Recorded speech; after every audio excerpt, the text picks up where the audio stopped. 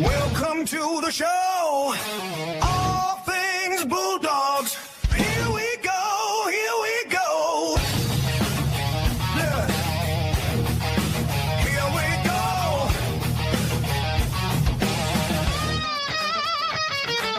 Blue and white pride. Bulldogs for life. Dogfather here. Gas by my side.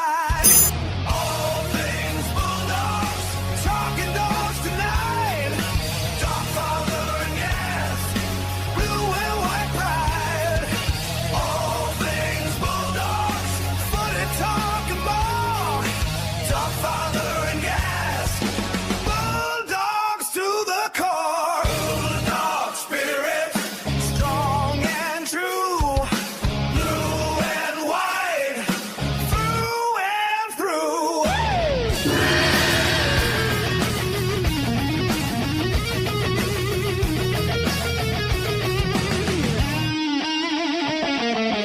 G-Day Doggies fans, welcome to the show. All things Bulldogs. Here we go, here we go. Hey. Here we go. Hey.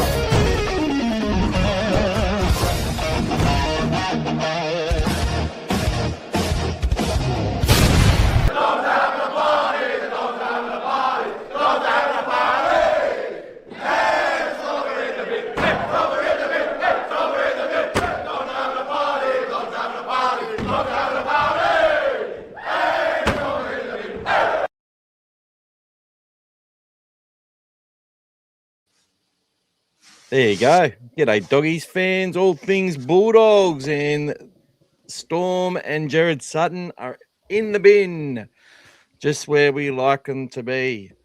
They haven't been in the bin for a long, long time, as in no finals bin for the Storm.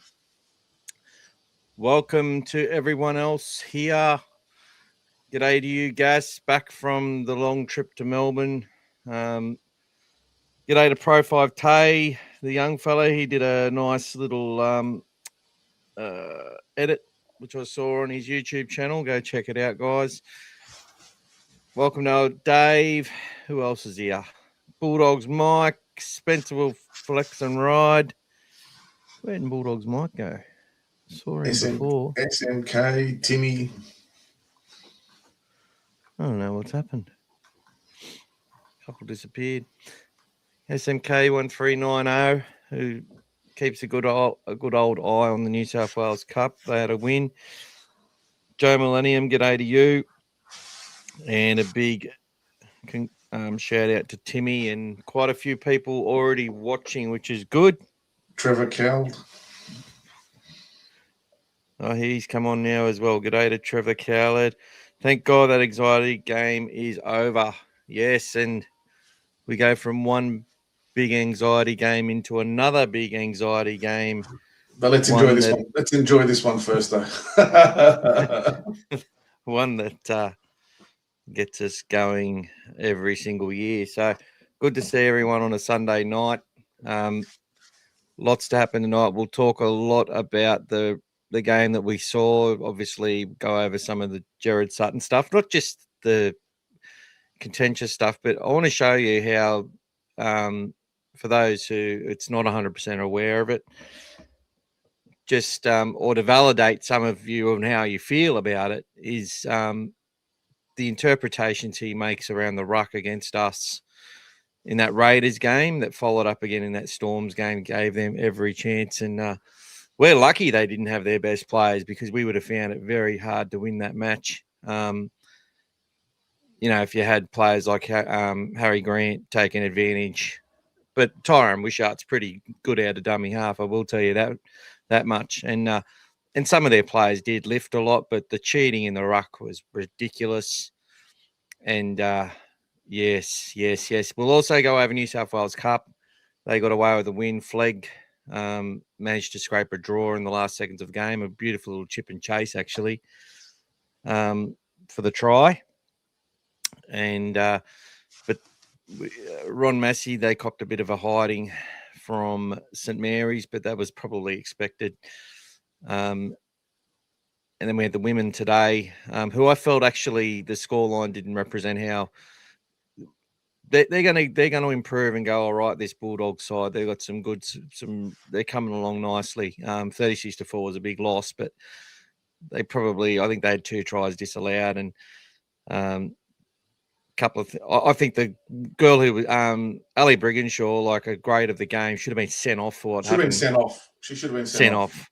Yeah. That's a send-off every day of the week. That wasn't a 10 minutes. That was a send-off. Yeah.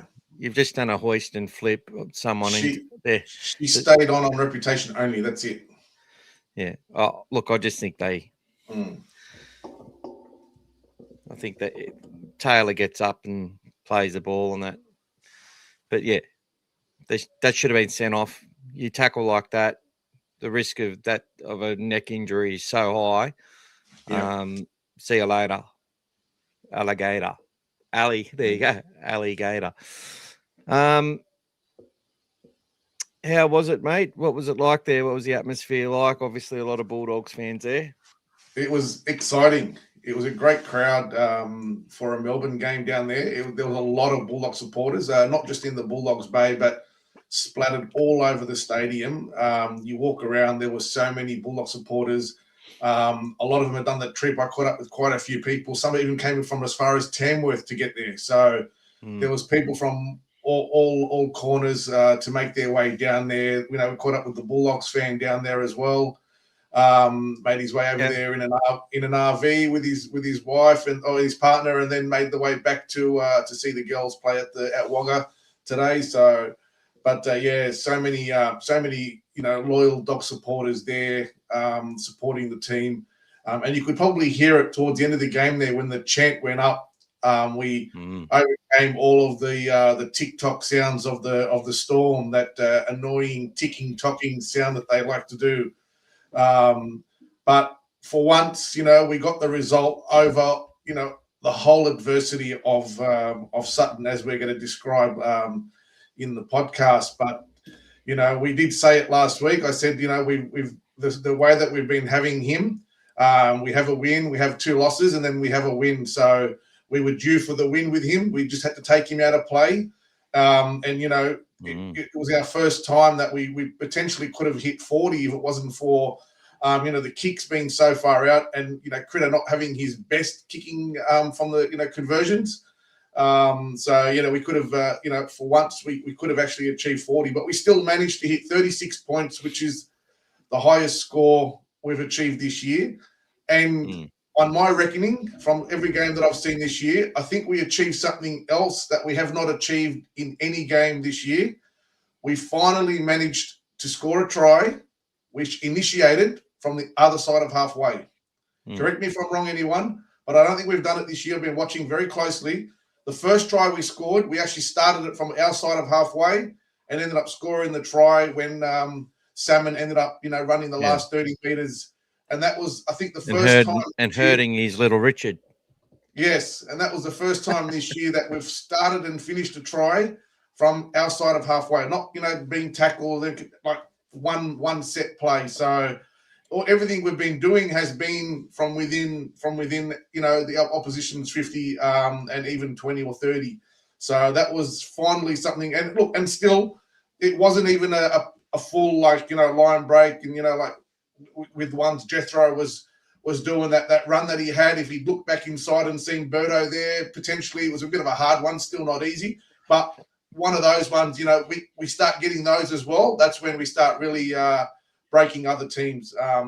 Probably Roosters done about 10 of those the other day. So, but they also did play a team that wasn't on, and they're going to have another thing coming when they play us this week, as we said. So, but awesome atmosphere, great crowd, great celebration there. Players were very generous with their time after the game, came around and saw everyone, signed whatever people wanted, and a lot of people were waiting for, signatures and all sorts of stuff and photos. So they were very generous with that. But it goes a little bit towards the disappointment of last year. Obviously, it's not the same as a semi-final, but, we put a lot of effort into that game.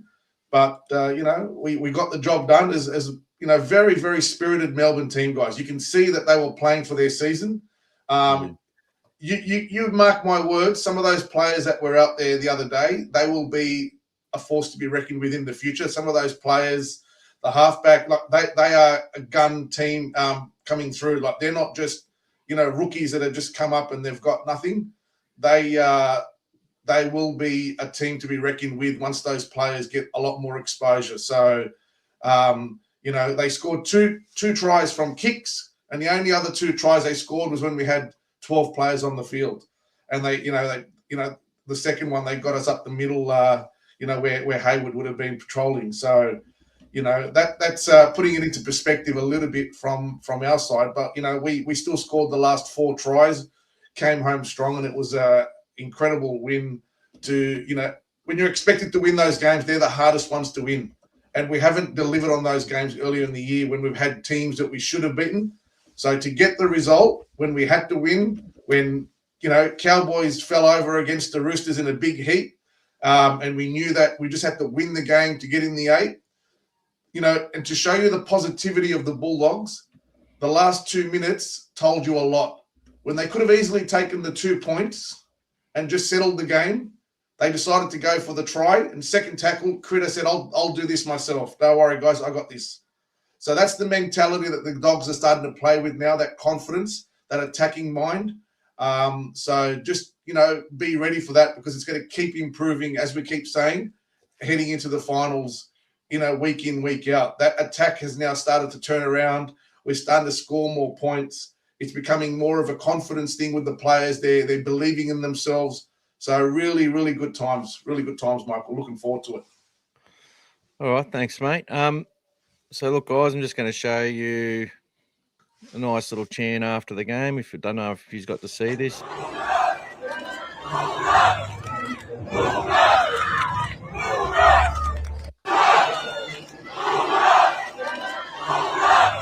And the good thing about all that, oh my God, I'm trying to turn it off. Shut up. The chant doesn't stop, mate. The chant doesn't stop for anyone. There we go. That's it. Back to us. So, guys, what was I about to friggin' say? I forgot. We'll go through a couple of chats in a moment. Someone said their first time here at 3 Jazz. Blah, blah, blah, blah, blah. He made a comment there. We'll get to all those comments. Quite a few coming through that technically we can make top 6. We can actually make top 4. It just means some teams have to lose. Games are in the top 4 that they're not expected to lose. But one thing about this competition is that there will be upsets. There will be teams with nothing to lose who pull up, sort of like Melbourne in the way. They will catch the ball and score off kicks. They will miraculously pick up a loose ball. The team that needs the win to secure a spot in the top 4 or in the finals will feel that pressure. They'll drop that ball. They'll have all the chances and not get them. Things will go wrong. They'll get Gerard Sutton, who look. Every team has their ref, but Gerard Sutton, the way he refereed that game, I will break that down specifically as to why we are so adamant that this guy has it in for us. People can make up, he looked pretty sad about he seems to smile a lot when things don't go our way and go the opposition's way. He seems to smile about it when he's like, because I think he's like, yep, they're going to be going on about this. But when it does go our way, he doesn't look to be too happy about it. There's perception that people have as well, and it sort of comes through on the TV. It was probably a good thing that they put the stat in the paper that during the week about how his record with us was so bad. He was sort of in the spotlight because of that, but it didn't change the way he reffed the game. He still goes, I'll show you why, guys. I'll show you why I love to hammer the Dogs. And Serraldo did an awesome job to basically flirt around the edges without obviously putting himself in a position to cop a fine. But he, even in a win, he still made it quite clear, if you read between the lines, about how he rated that performance and why, it's been a frustration for the Bulldogs to deal with Sutton over time and time again. I want to talk about Serraldo's press conferences because he cops a lot of shit for it. But it's funny, a lot of chats I have with people after games, before the press conference, Serraldo tends to come in and mirror the stuff that I've been saying, which just means that we're just paying attention to what's going to happen. Now, a lot of people sort of predict what he's going to say now in a sarcastic way because they're like, but as we say, he's protecting the players, usually, like with stuff. He's speaking at a level because he understands, and he's talking about, Lachlan Galvin is the halfback in our club, and the way that they want him to play halfback and the way they want the game executed is what he's doing. If people think that Critter's the halfback, yeah, Critter's had more touches, but he's still not had more touches in a game than Galvin, which is important as well. But what he's done in that first couple of games, he just got in there and he said, guys, I've got a fair bit of call on the ball. But that's also another thing as well, is that Bailey Hayward is probably going to go to his captain before his halfback if his captain makes the call and says, we're going this way, all right? We're going this way. A lot of the stuff they practice anyway. They sort of know how it goes, the way that they're managing it up the field. There is a lot of structure. When they break out of that, if they do a shift or they get that offload, that try that we got, we travelled a long way to score that try off the Viliami Kikau offload to Critter. I'm pretty sure it started way back from a Carraz offload. That was from a Carraz offload, but that was on the near their try line as well, where he did that offload. Yeah, but it was still a tough one as well. Like there was a lot of stuff. That's right. We sort of scored a lot of points in the same area of the field as well, which was interesting. But we're making use of that left edge. I was so glad that ball that we had a bit of luck, like Hayward. That was a horrible pass for the little soccer play from Burton, and then you also had Critter, who just had to get the ball to Rinakama. Now I'm glad Fox wasn't standing there because he catches that and goes the length of the field. But look, that was a tough game to win. I had more satisfaction out of that win than I did the week before against the Auckland Warriors. I knew it was going to be tough. I knew that Sutton was going to make it very difficult. And it's that ruck stuff. So what I'm talking about is that, and I really love the fact that Serraldo made a massive reference to this sort of stuff when he said, I was really happy with the mentality of my team, with their discipline. Now, we got beaten on the penalty count. It could have been a lot worse if we'd lost our heads. From the very opening moment, they shoved Connor Tracy, shoved him out of the road. Yeah, from the kickoff. Off the kickoff. Yep. That should have been pulled back and we should have got a penalty. Yep. He just let it go. He's like, no, let it go. Nothing to see here. Now, I can guarantee you if we did that, we would have been pulled up. Yes. Now, I know there's things that we do and we get away with in games. Like and even and whatever, we get luck as well. Like we're not saying that, but we're talking about with this guy, right? When he's sitting there going, oh yeah.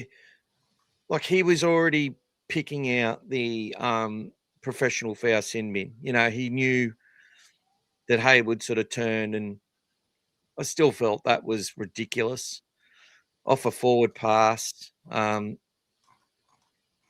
fact that they said that we didn't get a touch on that as well, I still think that I still think it touched Preston's hand. Yeah, I reckon his hand went in to grow. So yeah.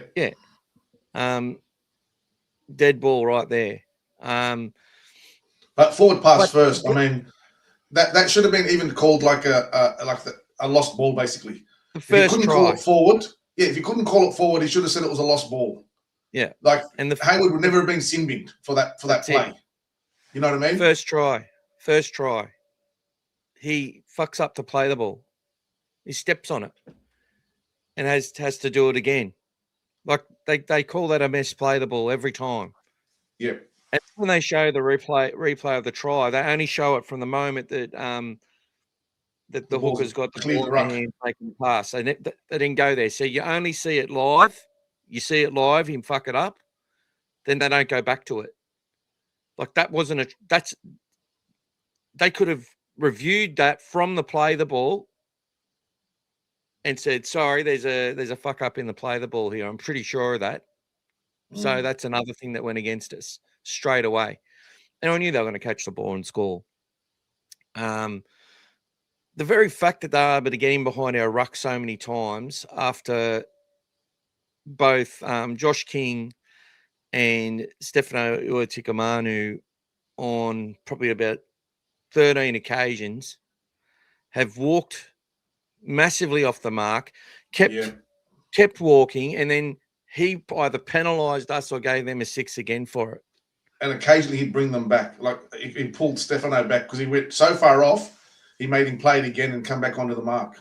Well, he had to once. That was the only time. But he does it so many times when he does it, but he just lets it go. That's right. He only pulled him back once. Because it was so it was even more blatant. But he pulled us up. Look, the try Harry's got his back turned, he's not getting on side. That everyone was sort of just that was a poor try. I like the fella with the headgear. He gave me vibes of an old player that used to come on for us called Brandon. What was his name? He used to wear the headgear back in the. I've got to get his name. If anyone knows, back in the 80s or 90s, his name was Brandon, and he came off. It was like a bench forward for us. I've forgotten his last name, but anyway, someone will remember. I'm sure of it. Never really started many games, but he just used to run hard. And so this is the Angus Hinchy you're talking about? Hey? Hinchy, yeah. I liked Hinchy. Hinchy made me smile, actually, as a opposition player. Like, I'm sitting there trying to think of, watching that game, think of things that I can be positive about. Brandon Lee? Yeah, Brandon Lee, that was his name, yeah. Yeah. Reminded me of him a little bit, probably a bit stockier than him. Brandon was a bit taller and stuff. Yeah. A bit leaner, but I don't know, the headgear always does it.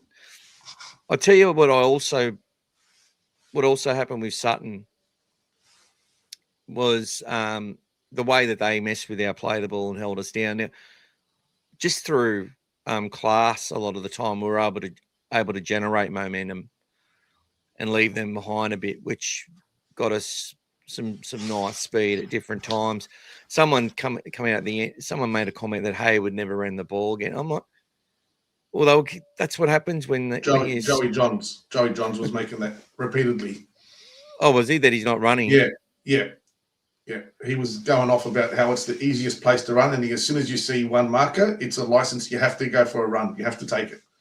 All right. So you see what I mean, though. I didn't watch I never watched the Channel 9 anymore because of Matt Thompson. I can't do it. Sorry, but I just can't. He's sitting there talking about trying to discuss something. He's trying to have a discussion as the game's flowing, rather than just saying the player's name and then their next name, and then one or two words, he's trying to have a discussion about everything. Trying to be Andrew Voss, and he's not. Anyway, I shouldn't be too hard on him. But yeah, look, so what happens is people will hear that from Johns, and then people will go and start putting it everywhere on social media. And Johns only looks at attack. He says he admits that he only looks at attack. He doesn't look at it from a defensive side of things. Yeah, and there are times where Bailey may have done that run, but he is also bringing people onto the ball, and we scored 7 tries. So I don't think he did too bad. And I think a lot of our, and this was also referenced as well since Kickout's come back, he's been very vocal about how and when he wants the ball and stuff. And from that point of view, I have noticed that we are seeing in the team a lot more earlier ball out to our key players. We're just giving them the ball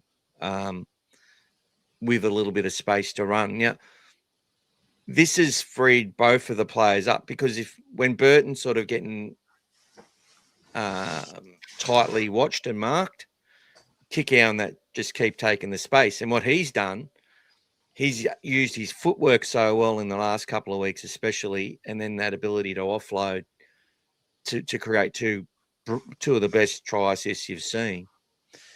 And it's all relative. So even though you might have a player on your super coach and he's not getting the fantasy points, because they're not getting as much clean ball and they're not making as many line breaks and they're not doing this as much. From a Matt Burton point of view, I think the fact that he's competing for so many balls in the air, rather than being the one who's kicking them, it's bringing him into the game that way. There was some frustration from Berto at one stage, though.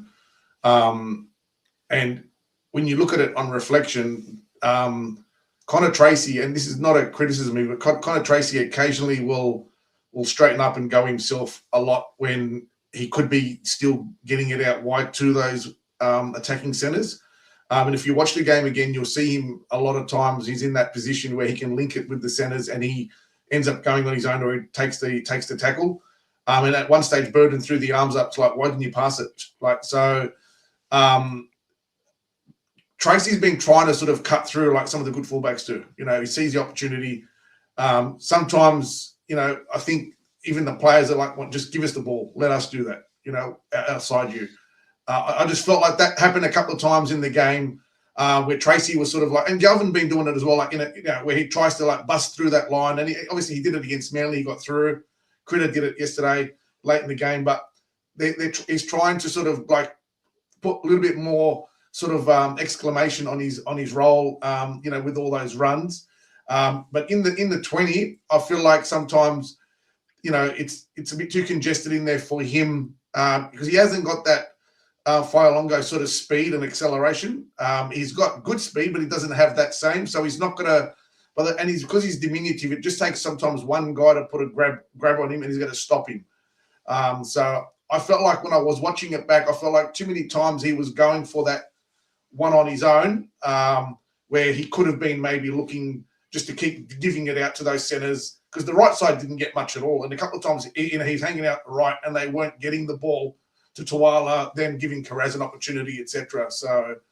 But I actually disagree. I watched the game twice. I actually 100% disagree. Look, and I know you're not being nasty or anything either. You're like you saw Birdo put up, and it would have been good if he got the ball out there. But I think it's a must-win game, and it's a situation where they need to take.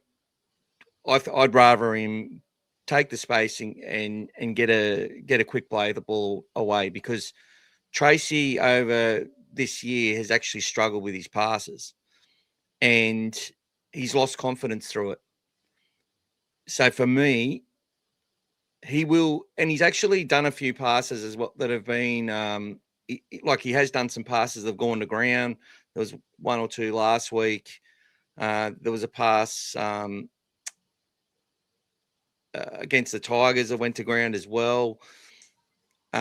Karaz had one and went to ground as well. I think he sort of come in, and Karaz has been roaming a bit as well. I've found they've had some plays set up for Jacob to come off the wing. But what I think with Tracy is that, look, I shouldn't say 100% disagree with you. I know what you mean, but I just think there's been the problem with our attack on our edges is that there's just been very little margin for error with how flat they've been. Like, I even go back to the Manly game last year, and we executed perfectly every pass along from right to left and left to right, just hit them. And we've sort of continued with similar attack like that at times, but we haven't always nailed it. And I think it's sort of, that's what probably gets into a couple of the guys' heads. And I think when they get in those situations, if they're not giving early ball and they've sort of got to do that, it becomes like it's got to be a tip-on play, or the players are already up in the attackers' faces. And I watched those moments, and I was like, yeah, there's a bit of pressure on there. I can understand why he's taken the tackle. Should be just a link play, though. The passing that you're referring to, it should be just a link play, though. Not him trying to put someone through a gap. It should be more just the salmon job, like that link play where he's just getting the ball and just continuing it along the line sometimes, rather than trying to do those passes where he copped a few intercepts earlier in the year, or where he's trying to put someone through a gap. Doesn't need anyone can pass that ball, the simple, catch and pass. That's all we're asking of him. That's all I'm saying. Doesn't have to be that cutout pass or that short ball pass, or just get the pass to the players that have got the speed, have got the steps outside, and let them create something as well. When it's early in the tackle count and he wants to get that forward motion and then hit the line, get up with a quick play of the ball, that's fine. But there are times when, and the only reason I noticed it more is because I focused on it. So if you watch it back and you focus on it, you'll see what I'm talking about. Yeah, well, that's what I have. I focused on it, and I focused on that area because I saw, hang on a sec, what's he doing? And I'm like, okay, well, I know he's trying to avoid hitting that bad pass, which is what hasn't helped him this year. Even though, if you remember, I mean, he used to be a half, coming through the grade, so he knows how to pass the ball. But on confidence at the moment, he's probably not there for whatever reason. That's fine, happens. But fitness-wise, comfort-wise, he's back to his usual self, catching the ball. But maybe I'm just feeling like he just needs to get that a little bit earlier to our players who have got the, not all the time, but a little bit more. That's all I'm saying. And I think Birdo felt that at the time as well. It was like, he probably felt it was an opportunity, which there would have been. It would have at least created a 3-on-2 or 2-on, yeah. Look, I think it comes down to a little bit of lack of eliteness in him, and that's why they're up in the grill of our outside players. He's actually, most of these things are set moves, or moves that they're working to, and the fullback's a really important part of it. Now, I'd hate to say it, but if Stephen Crichton's wrapping around there as the fullback, or even Karaz, and they're going to be worried that they're going to take the space, they're going to hang off the centre a little bit more. You know what I mean? And it's one of these things that's like, it used to happen to Kyle Flanagan all the time. It's like, you can run it if you want, mate. You can run it if you want. Connor can break through, though. And I will say, as the fullback, he's doing so much work. He actually had a really good game, Connor. He was in our top 2 players on the field, in my opinion. Or sorry, top 3. I think Kikau and Critter get the points.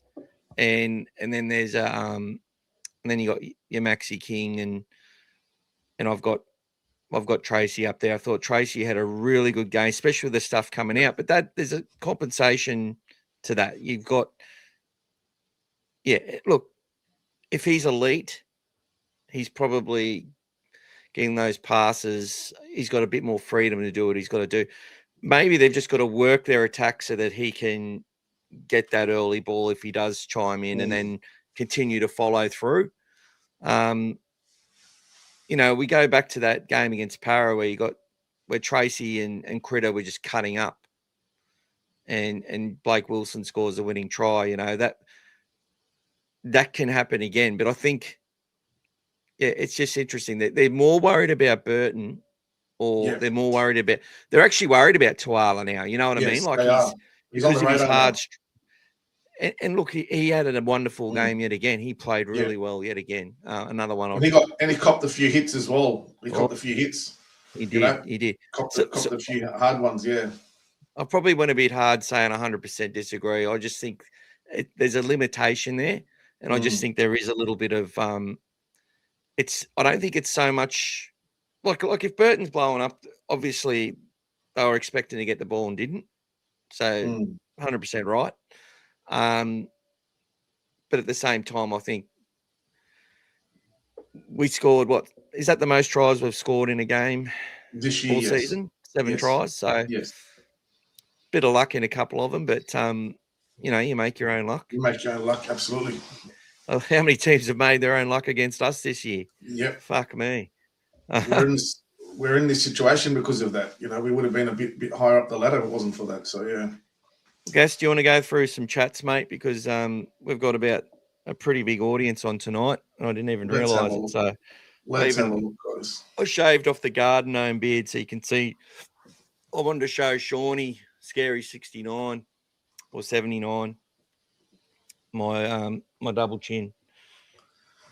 No So worries. there it is, mate. Here you can see it. No worries. Yeah. Old fella Dave. Always great to tune in after a win. Thanks, buddy. Up the dogs. Okay. Spencer, Yep. Will and Felix Ride. Yeah. Go the dogs. These are the ones you mentioned earlier. So just put them on here, guys. Timmy enjoying the new intro that keeps changing. We added a few things to it this week as well. He certainly did. And the Storm are in the bin. Double bin. Double bin, guys. Double First time this year we've beaten the same team twice. With 5 games to go this year, we're going to be playing 4 more teams that we've already played this year. So let's hope we can keep doing the double or reversing if we've lost to them earlier in the year. Aki's got a cold, mate. It looks like he'll be trying to have tomorrow off by the look of it. Aki's getting ready for the city to surf, guys. Wish him well. He's been training hard. Oh, is he? Yep, second year. G'day, Adrian. Great win. Can't do detailed video on mixed Storm side with late changes. Couple that with Sutton officiating, and I think we played way better than most people. And I think you're right. That's a really good point, Adrian. We played well, in my opinion. One thing that I was actually very focused on at the game, and in the first half, the players were running towards where I was sitting, so they're running to the try line where we were running. We did a lot of defence in that first half, guys. So in the second half, we had long sustained periods of time where we were on our line defending. Now, some of those were Sutton and a few other things. There was one where Kikau had an awesome tackle on their front rower, and it was a dominant tackle. Three of them.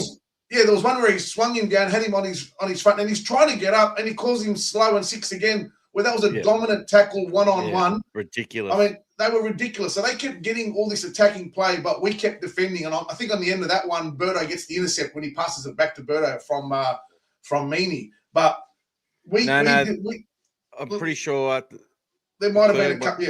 Was the held up? Yeah, there was a couple that held up, and then there was a few other ones. He held him up as well near the try line, near the goalpost. But all in that one passage, he made 2 really important tackles. Yeah, and then saves a try. Like that's why. And that's in the second half. That's in the second half where they were 8 behind when that was happening. But earlier in the game, when they were 6-0, and also when we were back to 6-all, and there was sustained times they were on our line, and our guys, they never looked like conceding a try, guys. They had that one shit kick, like that we got. Where Tracy was up in the line, and then Fayalongo just was too quick with that really good kick that they scored from that second try. But really, and the third try they scored just before halftime, that was a pathetic 6 again that he gave them as well, just before that. So the defense that we had so many times holding them up was outstanding. So that game, I can understand Ciro saying that he was proud and happy the way they executed, because the way they still had attacking players. They've got a team, half the team in there has played grand finals and done all sorts. So a lot of people were trying to knock it down and saying we played a reserve team. They were not a reserve team, guys. They had a good team out there that we had to beat. You know, we couldn't just fall over the line against them. G'day, Dave. Great name to your podcast. Like Tuvi, there needs to be an investigation. Sutton is too obvious. Yes, mate. Sutton's story. Jazz, first time viewer, loving it. Well done. Thanks, buddy. G'day. Mr. Thank you, Incredible. Jazz. Yeah, mate. A lot of you couldn't wait for today, mate. We've all been waiting. Some of us have come a long way to be here.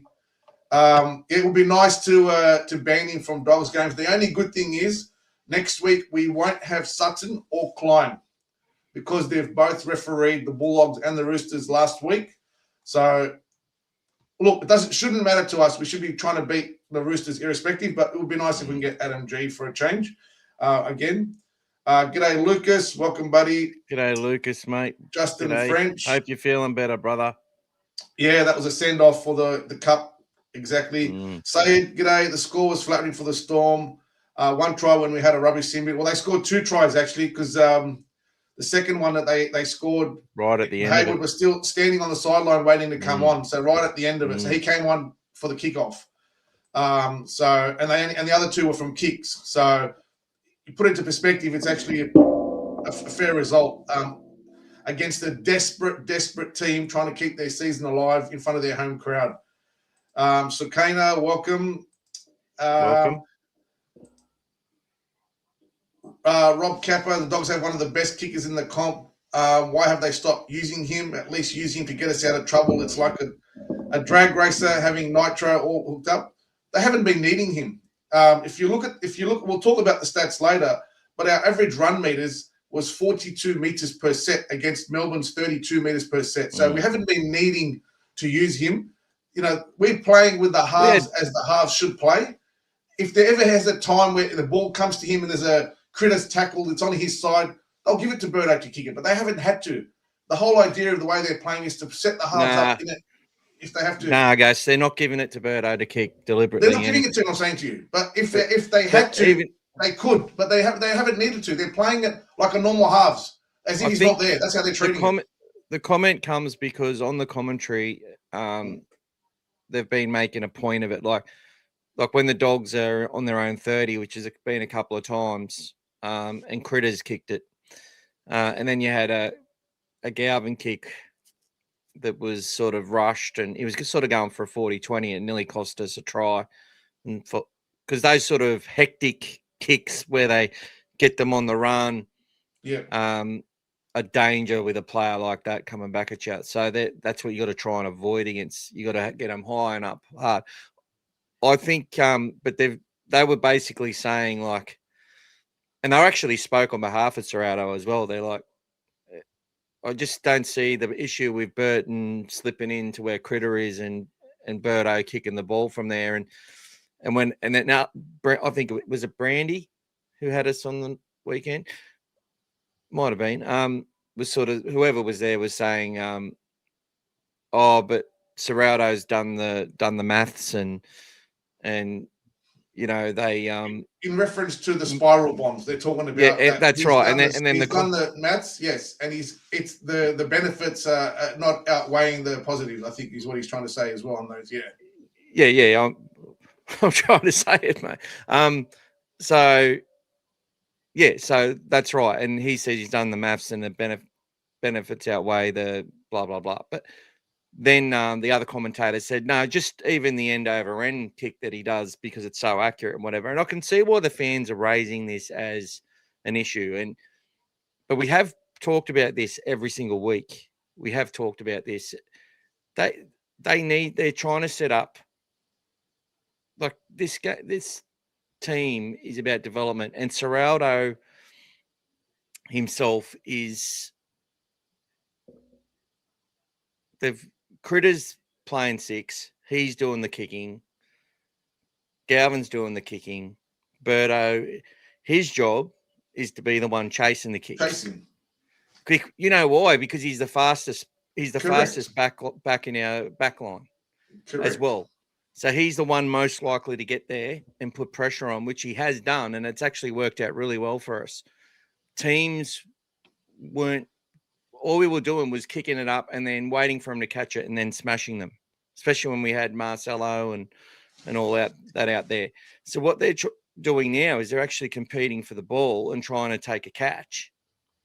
And it's worked out well for us. We're getting a result sometimes.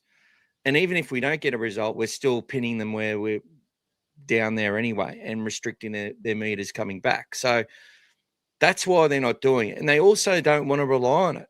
I think it's 100%. And I said this a week or two ago. It's 100% about mindset.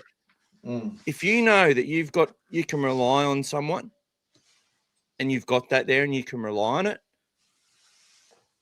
you're going to, that might just be all it takes for Max King or Leo Thompson just to not make that extra fast play the ball, that split second less in what they do because they've got an excuse.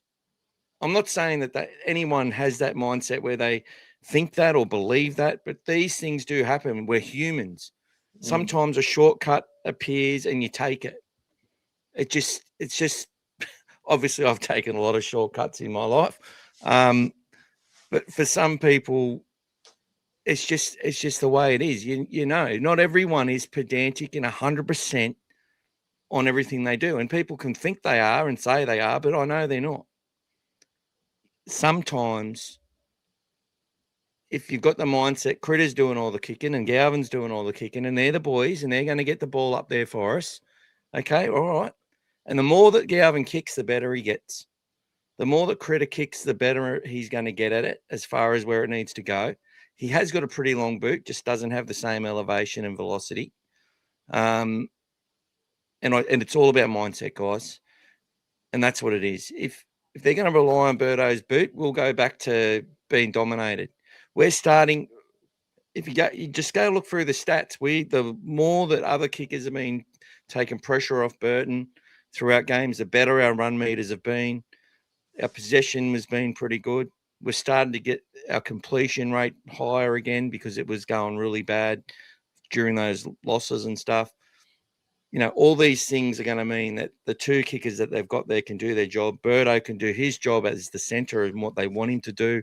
And look, I think if it comes down to a semi-final or where there's no tomorrow, that's when, you know, from what Gas was saying, that might be a time where they go, yep, we'll use it because we need it. But I don't think they see. I know we need to win every game sort of thing. It's a big change. Like if you're in the middle of a set and you realize you're being dominated, all of a sudden you have to make a shift. You say, oh, Birdo, we don't need you to chase down this one. We need you to come back and then Critter, whoever it is, has to. It's a big change to do in the middle of a set. So at the moment they're playing. It does change your line. It does change your line when you're running. Yeah. Correct. So at the moment, it's very hard for us to say, hey, let's just give it to Birdo to kick it, because then you've lost that centre who's bolting down the field to get ready for that, to defend that, whether it's on his side or not. All of these things, you can't just sometimes do them on a whim. So it's the way he knows he's not even looking for it. He's not even coming in looking. He knows his job is to be that guy that's running down and putting pressure on the fullback to take that catch as well. And if you notice, we scored a try where the one that Jethro ended up, coming back off his arm, and then it was a great pass by Birdo to Curran to score in the corner. That was an important try that put us in front. So that's the stuff that we need from him. It's great to have that bomb or whatever when we need it, but at the moment they're playing those halves as if you don't have that Birdo luxury because you don't need it anymore. That's it. And that's the thing. It's to all of a sudden in the middle of a set just shift it and say, give it to Birdo to kick it out. Then what happens to the guy chasing? Is Critter going to run down the field and chase? And then he's not. It's not that easy, guys. Just to all of a sudden just say, oh, flip it and off you go. Because look at that. Like Michael said, that one kick that he tried to kick for a 40-20, Vaiolonga caught it on the full, and then bang, he ran it 40 meters back up the field. It took Tracy the last line to get him one-on-one, and then we were backpedaling for that next set just to hold them out. So there is a method to the madness of the Dogs. It is a great thing, but when we were using Burton's kick as well, and in the last basically 2 years, it was because we weren't getting that yardage up. We didn't have the Leo Thompson, Max King runs out. We weren't getting all those attacking plays. So we had to rely on just kicking downfield, and then trying to wait for an error and grind teams out. We're playing different than that now. So, if we get to a game where it's a 50-50, we're behind, we need something to break, and they say, hey, throw one of your Birdo bombs up, that's a different story. That's a desperation. It could be in the semi-final. You need something to happen. But at the moment, it's working, guys. So I understand 14 points down, 20 to go. Yes. You need to change it up. Exactly. So at the moment, like I said, the halves are playing as the halves. And Birdo's running. He like I said, mate, from 0 to go, mate, he's fast, guys. You see him when he gets the ball, bang, he's off. Or when he's running down the field, he's there. And he's a presence. And even if he doesn't make that tackle, he'll usually knock the guy about. So as soon as he tries to get up again, the next line of defense comes straight in and knocks him down, and you'll see that as well. Trevor, welcome. I was there with the family. Great crowd. Kids loved it. Yeah, it was awesome stuff. But a special shout out to the Storm supporters as well. Very, very respectful, very well behaved. Everyone I met, everyone I saw going to the game, and especially after the game, they were all congratulatory and everything. It was very, very good compared to some of the other crowds that we've dealt with in the past, guys. I will say that the Storm supporters were very, very, very good. So from that side. Sorry, I clicked on that before. I'm not sure if you read it just before you did, Trevor. Yeah, I know. So I read it. I missed it. So in the Finns Dragons game, they didn't allow taps after a penalty, but Sutton let the Storm do it all night. Regardless, and one where they weren't even onside, so you had to bring it back. Well, so I've seen those basically turned over. Sorry, mate, you tapped it with the bloke in front of you. Turnover. So it's no different than when you're trying to tap off your 20 and you don't get it right. Like, you don't always come back and play it again. You don't get second chances all the time. So that was Sutton being a Sutton. So next one. G'day, Snopsy. Sutton doing his best. Yes, 100%. We can't get him again against. No, we won't be getting him next week. So that's good. Yes, Timmy, those cowbells are so loud, mate. And the mascot walks around with them, tapping them as well. They've got the speakers on him. You flew past me before the game, Gas, coming out of the supporters bay. Couldn't find you again. Oh, sorry, buddy. I was actually on the call with the cartel. That's why. So I was in the middle of a chat, mate, with all the boys. We went over and said hello to the boys in the supporters bay, then kept moving. And then I went down and caught up with the players when they came out to do their warm up. So, So Curran warming up in front of you. Yeah. Gave me Did he say hello? He gave me a handshake when he came out, which is unusual before the game, so that was all right. Dogs for life. The math says we can get the top 6. Yeah, let's hope so. Actually. Yeah. We scored along against the Sharks. Was it from the other side of halfway? Maybe. I mean, that was a disappointing game. That was the one down the right edge where Critter scores backing up. It was a really good pass from Galvin, actually. Sutton does his usual brand of crueling the Dogs. Yeah, look, we spoke about that in the last week, guys, leading up on Tuesday when we saw the teams, and we said we just have to take him out of the game, guys. And as much as he tried to do what he had to do, he made the game a closer game for them. But I'm really happy with the resilience our guys showed, because Serraldo prepared them for exactly what was going to happen, guys. And the other thing was there wasn't any refs the challenges in the game. No one went for a challenge in the game. Yeah, I found that interesting. Sorry. Yep. Yeah. It was like getting a Quinella up, Sutton beating Sutton and the Storm in one game. 100%, Matty. Yeah. And hope you're feeling better too after this. Looks really painful, mate. So, look, guys, we've got a bit of a community with the cartel. If you join the cartel, you've got a Facebook Messenger. We've got an Instagram one as well. But join the cartel or the Dogfather, you've got get access to that, as well as getting tickets into our spins. The next one will be a $200 limit, and it'll be to win one of the All Things Bulldogs merchandise, shirts or hoodies or whatever you want from there. You can pick one thing. I'll show the stuff later on. But thank you to everyone who's already purchased from there. We haven't made it available to everyone. It's there, but like we don't advertise it. So unless you sort of know the link, it's hard to find it. It's not on Google or anything like that. And we're doing that deliberately at the moment because there are some, obviously, you got that Bulldogs fan who came on the other week and he's doing his competition. So you buy a T-shirt from him and the quality of those shirts are really pretty good. Nice feel, good fit. 4XL fits me and I'm a 5XL or a 6. And you get tickets in to win that round 27 corporate box 4-hour drinks package. I think there's food and everything in there. Yep. At a core against the Broncos in round 27. So that's a wonderful prize. And he's put up all the money. He's paid for that himself. So, yeah. There's some nice shirts on there as well. So get out there and have a look. But, you know, I've listened to people like, you know, love certain players and want to see more fan sort of tribute stuff. And that's what we've done. And, so far it's been 100% positive feedback from everyone, which is awesome. Except Brian had to give his to his sister as a 90 because the 5XL, the Courage shirt 5XL in the US size is like a 7 or 8XL. It's a 90. Not in O'Neill's, but it's a 90, mate. Yeah, it's a 90. So, yeah, if you're a big fella, get a 3XL or a 4XL maximum. If you like a big, long, but yeah, most big fellas, if you're under 150, 140 kilos, you're not going to need a 5XL. Trust me. All right, Mr. Incredible.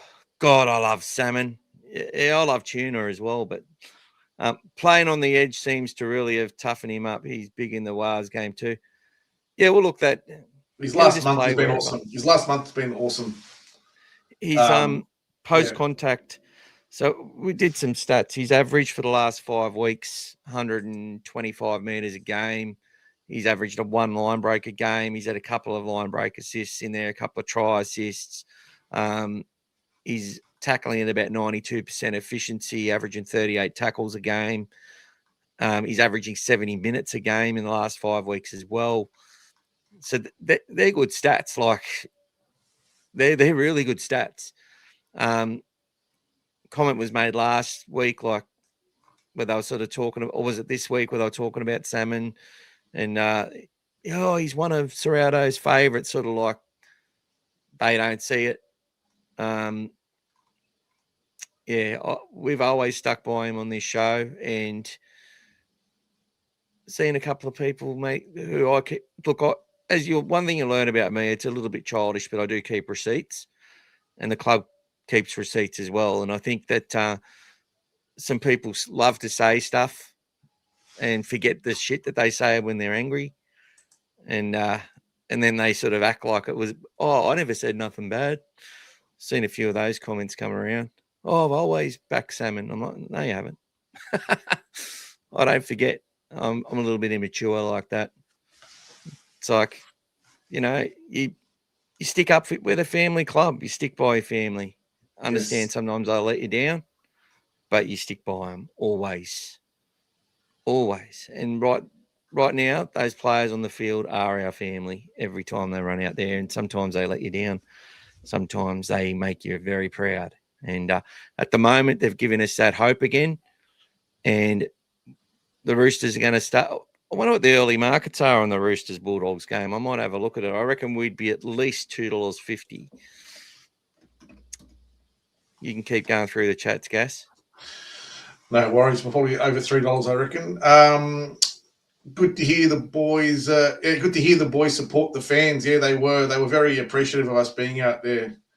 90s kids love the show. With the Birdos shifty centre, they seem to be taking the kicking duties completely off him.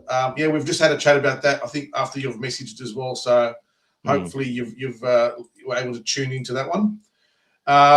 The 2 under-19s Queensland reps that have debuted have a huge future. Yeah, mate. And they were, I think, one thing, if you watch that game, guys, you would have seen something in the Melbourne performance they tried to bulldog the Bulldogs. And what I mean by that is they went kick like a offload crazy to start the game. They absolutely dominated us in the offloads, which hasn't happened to us for a long time, especially since, Karaz came back and then since Kikau's been out there.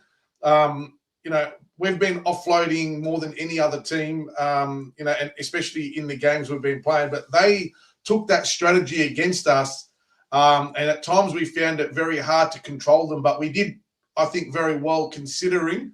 But they created a lot of second phase play against us as well. And I think you would have seen when we go through the stats, you would have seen they would have dominated the offloads against us.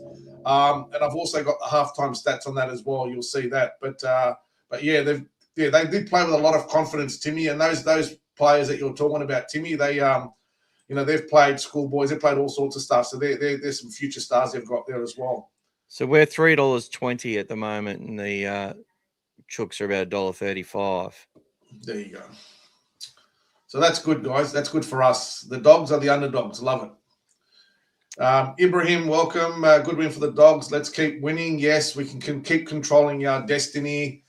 The penalty he gave with Critter, then off the back, he gave a 6 again on the 4th when Thompson was dominated in the tackle. I think they score off the back of it. I mean, just some of them were disgusting, guys. Absolutely disgusting. Like, the one where Critter's going on with the tackle, it was ridiculous. That was a rubbish call. Rubbish call. Absolutely rubbish. There's no way, even if he called Hill, it was a wrong call. Like, whatever he's done it was a joke. The only reason he gave a penalty against us because Failunga came in and started pushing Critter. That's the only reason he gave a penalty. Because it was like, what did I miss? What's going on?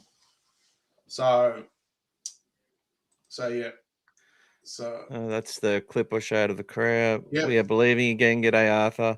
Yeah. Brian, the girls definitely didn't deserve that score. They were better than that. They certainly were. I love the contact. I loved the way they started setting up their first sets and everything like that.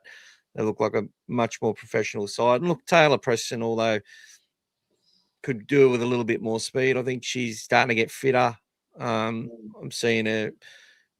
She is one of the genuine halves in the comp.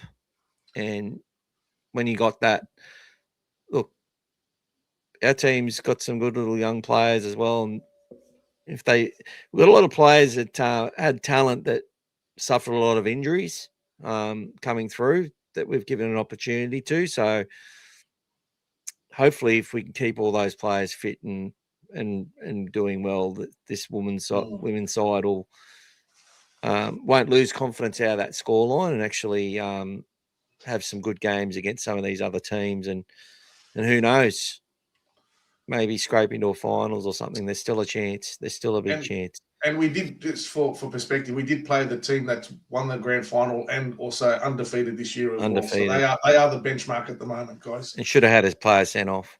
Correct, yes. Which we could have won if that had happened.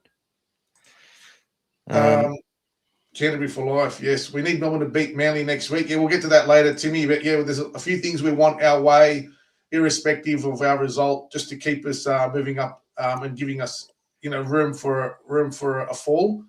How good is Rinakama running the ball out of yardage, always bending or breaking the line? And not only that, guys, look at the confidence he's got. He's playing some footy. He's playing footy.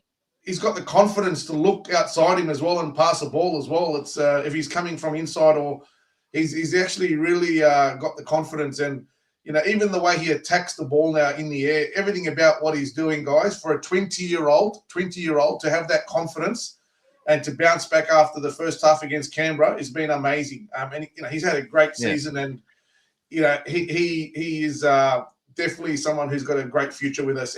And I think they highlighted it the other day, guys.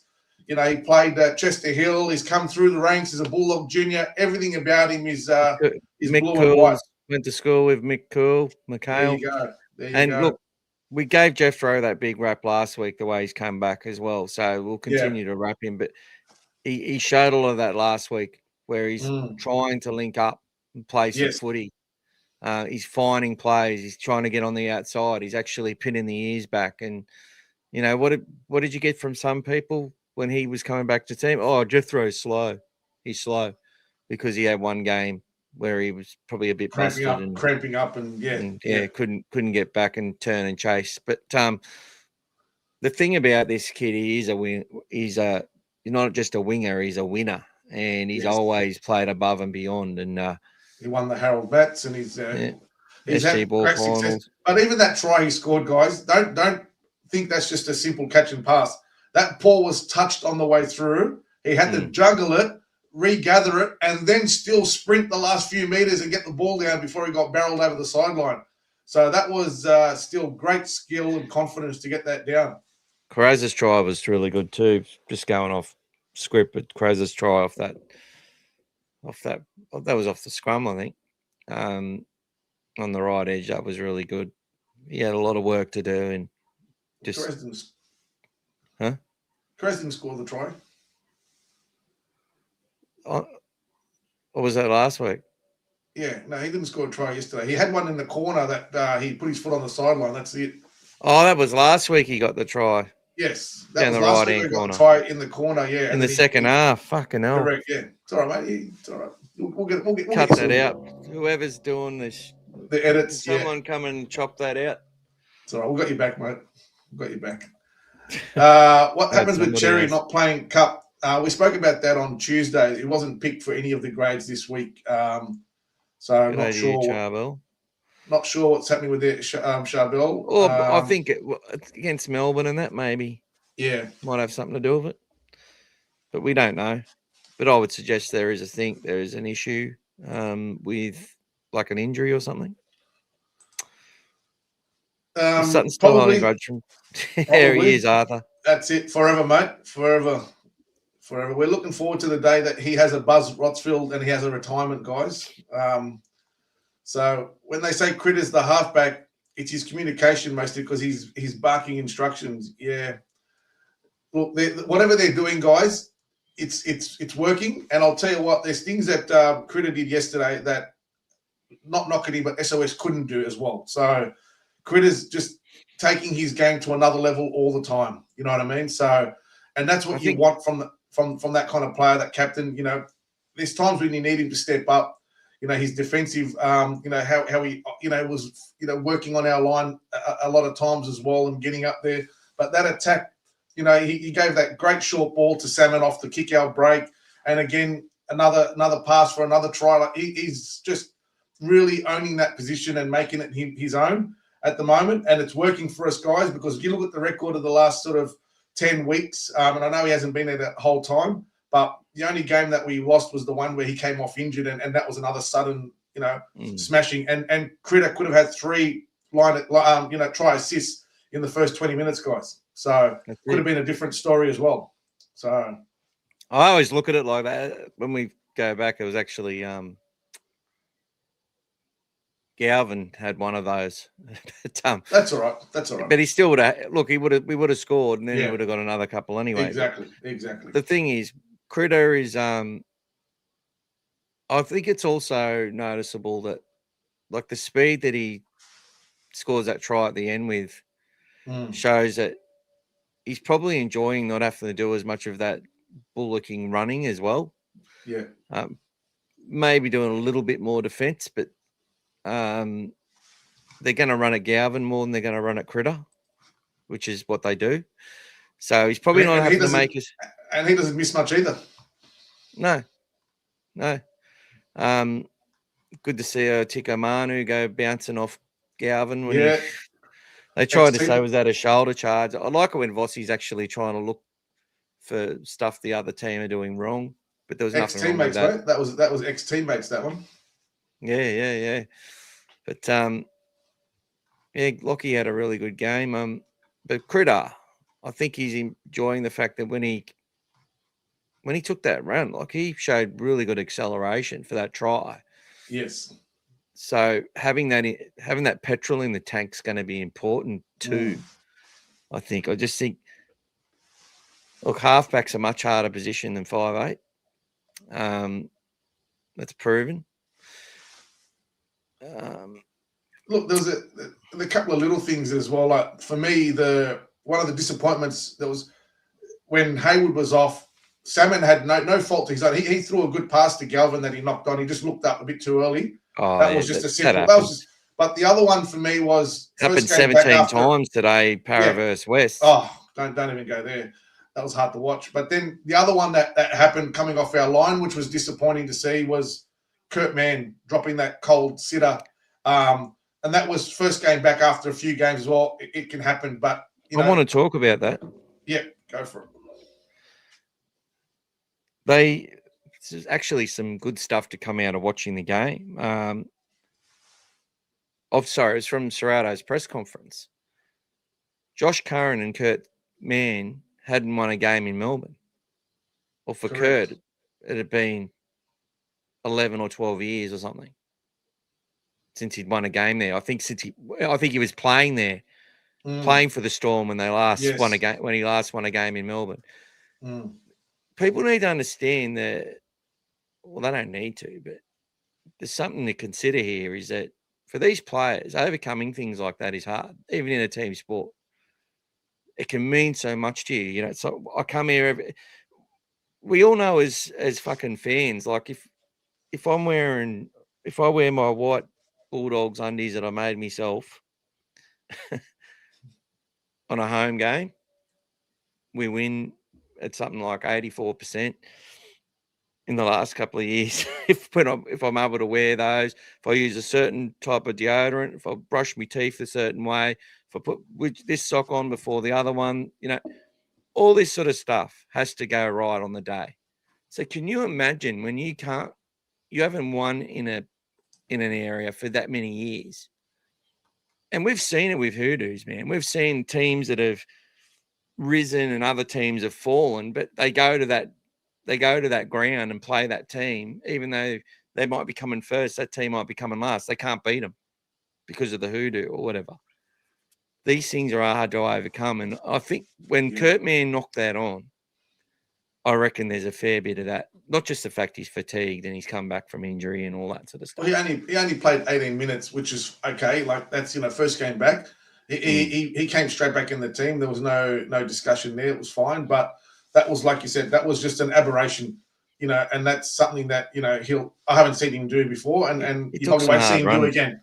Yeah, it took some hard runs and everything. Took some tough runs straight up the middle, which was good. Yeah. I want to talk about Harry Hayes as well because Maddie's going to mention him in a moment. But yeah, Josh Curran had never won there. Never. Yes. So you could see when that try that he scores, and Josh is such a good bloke. He's probably thinking, "Oh, I've done the arrow, and now it's not going to count for Jai." You know, he's like, "Where is it? What's going on? Where's the result?" Yeah. But like that, it just meant so much to the guys, and there's a lot of nervous energy in that game. 100%. JB probably was saying that early. I think I argued with him because I was angry.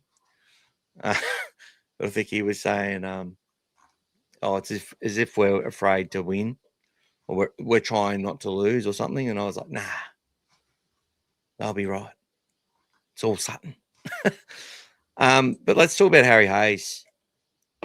That's Harry would know that we're not used to seeing Harry Hayes get driven back further than when he caught the ball on 3 occasions in a game. Like, I'm not used to that. Was that because of his ear? Look, it might be. He had a lot of padding on it. I'm sure it would be sore. Probably would have been sorer than when it happened. He's wearing headgear, which he normally doesn't wear. Probably never worn it in his life. I don't know if he wasn't feeling up to it or if there was anything else. There's a big injury, like there was a big cut, so like there is a bit of apprehensiveness that you're just going to have. It's potentially the vision through the helmet as well is not easy sometimes when you're looking around. It takes time to get used to it. So there were a lot of little factors, and he's trying to ease his way. He's worried that someone's going to come and clobber him there because even when he took the helmet off and he came over after the game, you could see he had this massive big patch on there as well. Yeah. So it was pretty. But he came to his family there, and it was giving a few hugs and kisses and stuff and everything. So nice just to relax and happy to get the result. But yeah, it's the apprehension when you've got that injury, guys. Like, you don't know. It's until you're in that position, it's not easy just to front back up again and play the same. But thankfully he wasn't required as much. He did his job, but he wasn't required as much. Yeah, he got in there and tackled and stuff, and he got caught out of marker when Hinchy scores that try. But I think. Do you wonder, would he rather make the tackle and go to the bin, or what's the story with that? I mean, do you give it a try? Do you let them score? I honestly don't know. You know what I mean? To be honest, I think the other four players that, including I think it was Kickow and Tracy and Hayward. Yeah. Well, Hayes got stuck, and then Tracy got in behind him, so he got stuck behind him as well. So yeah, it was just a calamity, but yeah, it shouldn't have happened like that anyway. That's just a result of all the fucking bullshit that Sutton was doing at the time, forcing us into repeated efforts and allowing them to just cheat in the ruck, both with and without the ball. The other point, I just forgot about it, which sucks. So we'll go to the next question. So Paulie, Galvin doesn't have the experience to bug instructions yet with authority. Look, I think Galvin's he's getting 70-something touches a game, Paulie. So I would suggest that he's doing a fair bit of talking out there, I would suggest. And I know Tracy's doing a lot of talking. The whole team does a lot of talking. If you really watch them, they're very the whole team knows they must communicate and do it properly. It's just the issue was players like Matty struggle in that space, and same with Kicks. He's never been a big communicator himself. Having to, like, he didn't learn English till he come over here to play. He's had to sort of learn it. That was the equal lowest amount of touches that Galvin's had this year. Yeah. So 50 touches. That was the equal lowest for him. Where the last few weeks he was averaging 66, 72, 76. But this was 50 touches he had yesterday or on Friday. So that was the equal lowest that he's had for the season for us. So just the way that the game was played. I mean, and we were dominated in the first half possession. Even though we were 16 all, we were 54%, 46 possession against 54. So the only good thing was for us that we made it count when we got good possession down on their try line. We generally got the result and scored those tries when we were down there. So, but he did his job, and he was running like a locker or a second rower at times. Just taking those good hard yards and making some good meters. So, I think his percentage of touches would be relative. Yeah. But I think that was the point there, that it was the lack of possession and just the way it went. We were scoring tries, as you said. Well, the left side was the one that was dominant. Most of everything that we did happened down the left. Our right side didn't get many points at all. So that was just the way that it was. And when something's working, it was like the previous time, guys, we played against Melbourne. It was all the Cherry and Birdo show. So when it's working, you just keep going to it until it's not. You know what I mean? So that's what was happening. We were doing enough, and on the right side, defensively, we were awesome. Like, Preston dominated the tackle count for the game from the right side because he was defending their left side. So the game was just played that way, and it just worked that way for us. So it was good. That they won.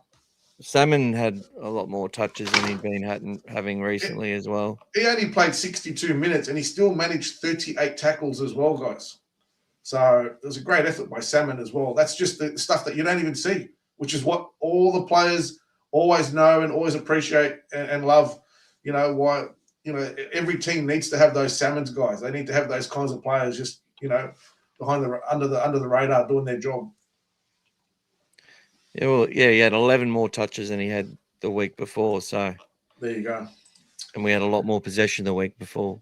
Sayed, how about Liero 6 again, where he moved about 2 meters off the mark, and Leo tried to push him back, nearly broke the TV, but Sutton needs to be investigated.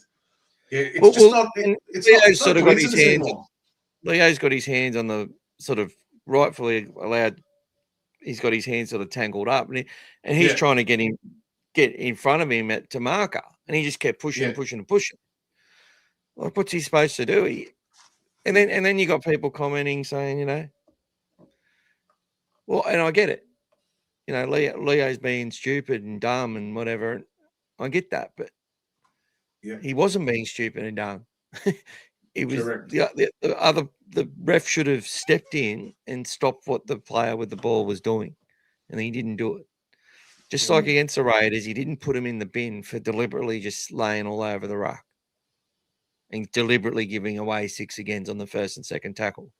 And then typically for us, when he's penalising us or giving a 6 again, late in the tackle count, it's tackle 4, tackle 5, tackle 3.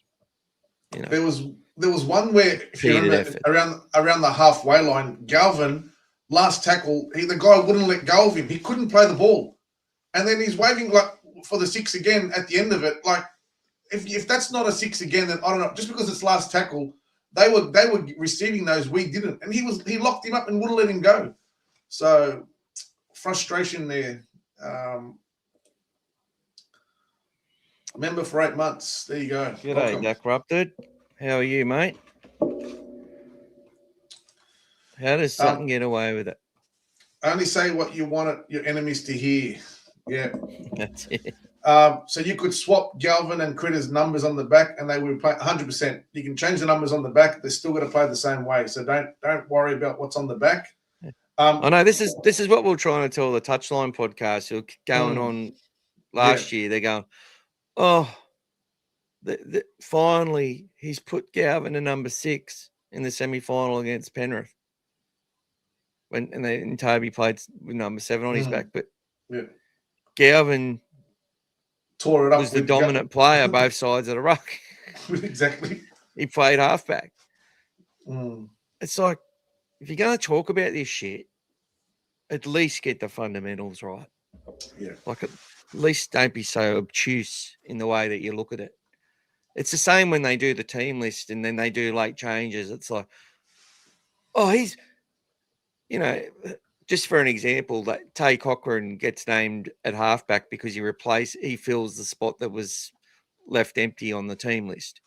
Yeah. And they had Cade Dykes at 1 and Joey Taupa at 6. Well, we knew Tay, though, was going to go play fullback. Cade was going to move to 5'8", and Taupa was going to play 7. But you get people going, Tay Cochrane's playing halfback. That's why are they putting him in half? Isn't he a fullback? It's like, no, it's just the team, guys. Right. Just makes it easy. They just, one comes in, another one's out. It's good. Broden Cons actually played as well. He played off the bench. That's it. Came in late, yeah. So, Galvin's looking more like a lock in Subox's opinion. G'day, Lockie. Welcome, buddy. Critter's really good at identifying weaknesses on the run outside the structure or game plan and going at it. Look, and that's experience, guys. That's what it comes down to. Like, those players know when to go, hit the go button, and when not to, and who to go at. So, but the biggest thing for us, guys, is having our settled team. We're only missing Tupanua, who hopefully could be back this week, but having that settled team now for the last how many weeks, we've had the similar team, and we've had our best players back. You can see the difference, guys. We haven't had that the whole year. We had so many changes in and out, injuries, whatever. It was always broken up, and people were not worried about us when we were losing. Every team has injuries. Well, it affected us, obviously.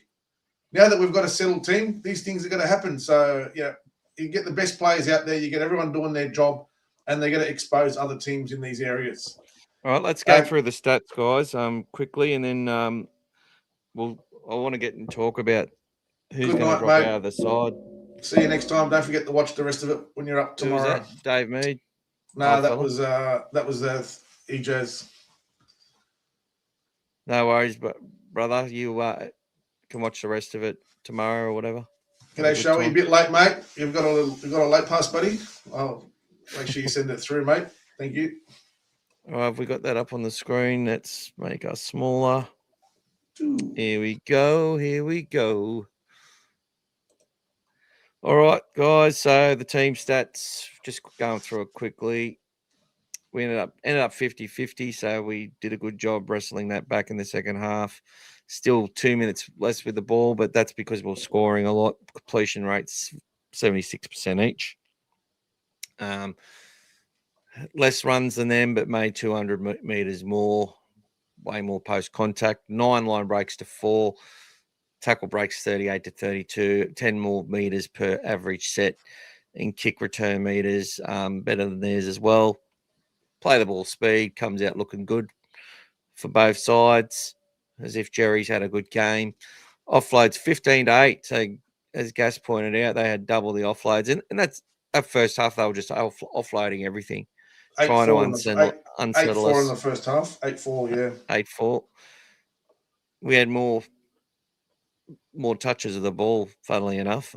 Total passes, 22 more. A lot more dummies thrown by the Bulldogs this week than usual. Connor Tracy doing a few of those. Kicks 18 to 17. More kicking meters. Forced 1 dropout to their 2. Diffused 50% of the kicks. 6 bombs. 4 grubbers. Similar overall. Effective tackle, winning that stat as we have been. 32 missed tackles. 327 made. And 21 ineffective. So the second half, so the missed tackles, they had 26 missed tackles in the second half against our 11. There you go. So we tightened up in the second half by a long way. Very good insight. Penalties conceded. They won the penalty count. So they only gave away 4. We gave away 8. And he pinged us 4 times for ruck infringements to their 3, which was absolute criminal. And we talked about that a lot. Some of the top player stats. Preston knocks Bailey Hayward, who's had, I think, a 4 or 5 week run streak. Sorry, 10 minutes. streak. 10 minutes in the bin would have hurt him. Yeah, that's it. And obviously Presto is the one who'll come in and step it up. Salmon did a pretty good job going into hooker. Yeah. Jethro, as we talked about, great work. 2 line breaks for him as well. 74 fantasy points for Presto, who is reported by Isaac Issa, who's a Bulldog supporter. That it looks like he will be close to signing. So doing a bit of speculation around that. Look, I think the Dogs can fit a lot of their current players into their squad.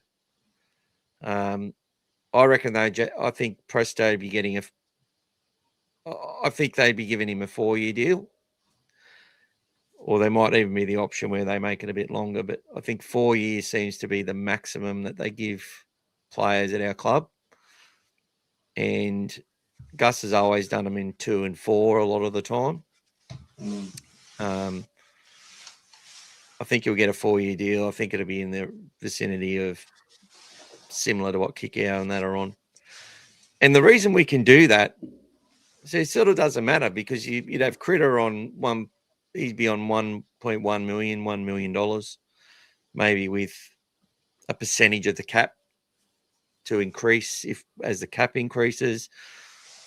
Now, what annoys me about Brent Reid is he makes out that Matt Burton's already on $1 million, and that was never, ever reported. Because I remember it being mentioned that we don't have any $1 million players. I think our number one's on 800 and something. So I think Birdo's on about 850 right now. Kickow, you'd say, would be on about the similar to what he was on. He's not getting younger. I reckon they would have given him a similar amount. You got Satili Tupanua on 650. Leo came here for less, so he took less than what the Raiders offered and less than what Newcastle offered. So he was reported on the vicinity of between 825 and 850, something like that. Connor Tracy's only on about 500 and has great utility value, as well as playing, running elite meters and doing elite. The fullback of the best defensive side of the previous 2 years, who over the last 7 or 8 weeks is probably close to the first or second best defensive side in the comp over the last 7 or 8 weeks. So, you know, we're saving a lot of money from him. Our hooker, Bailey Hayward, I have no idea what he's on, but I wouldn't expect it's over 400 grand. We know Max King because Buzz had a big carry on about it, that the fact that, we signed Lachlan Galvin for 750 and poor Max King, he's only getting about 350. Well, he seemed to know what Max was on. But I would suggest he's not on much more than that. And then who else have you got? You've got, Matt Burton's going to poor Connor Tracy because Burton's going to play fullback. Lucky Birdo didn't play fullback. He'd need to get 1.3 million. But what I'm saying is that we've probably, our edge back rowers, instead of having one that's getting like 800 and the other one getting like 5 or 6, we've got 2 that are worth 800 or 900 grand each.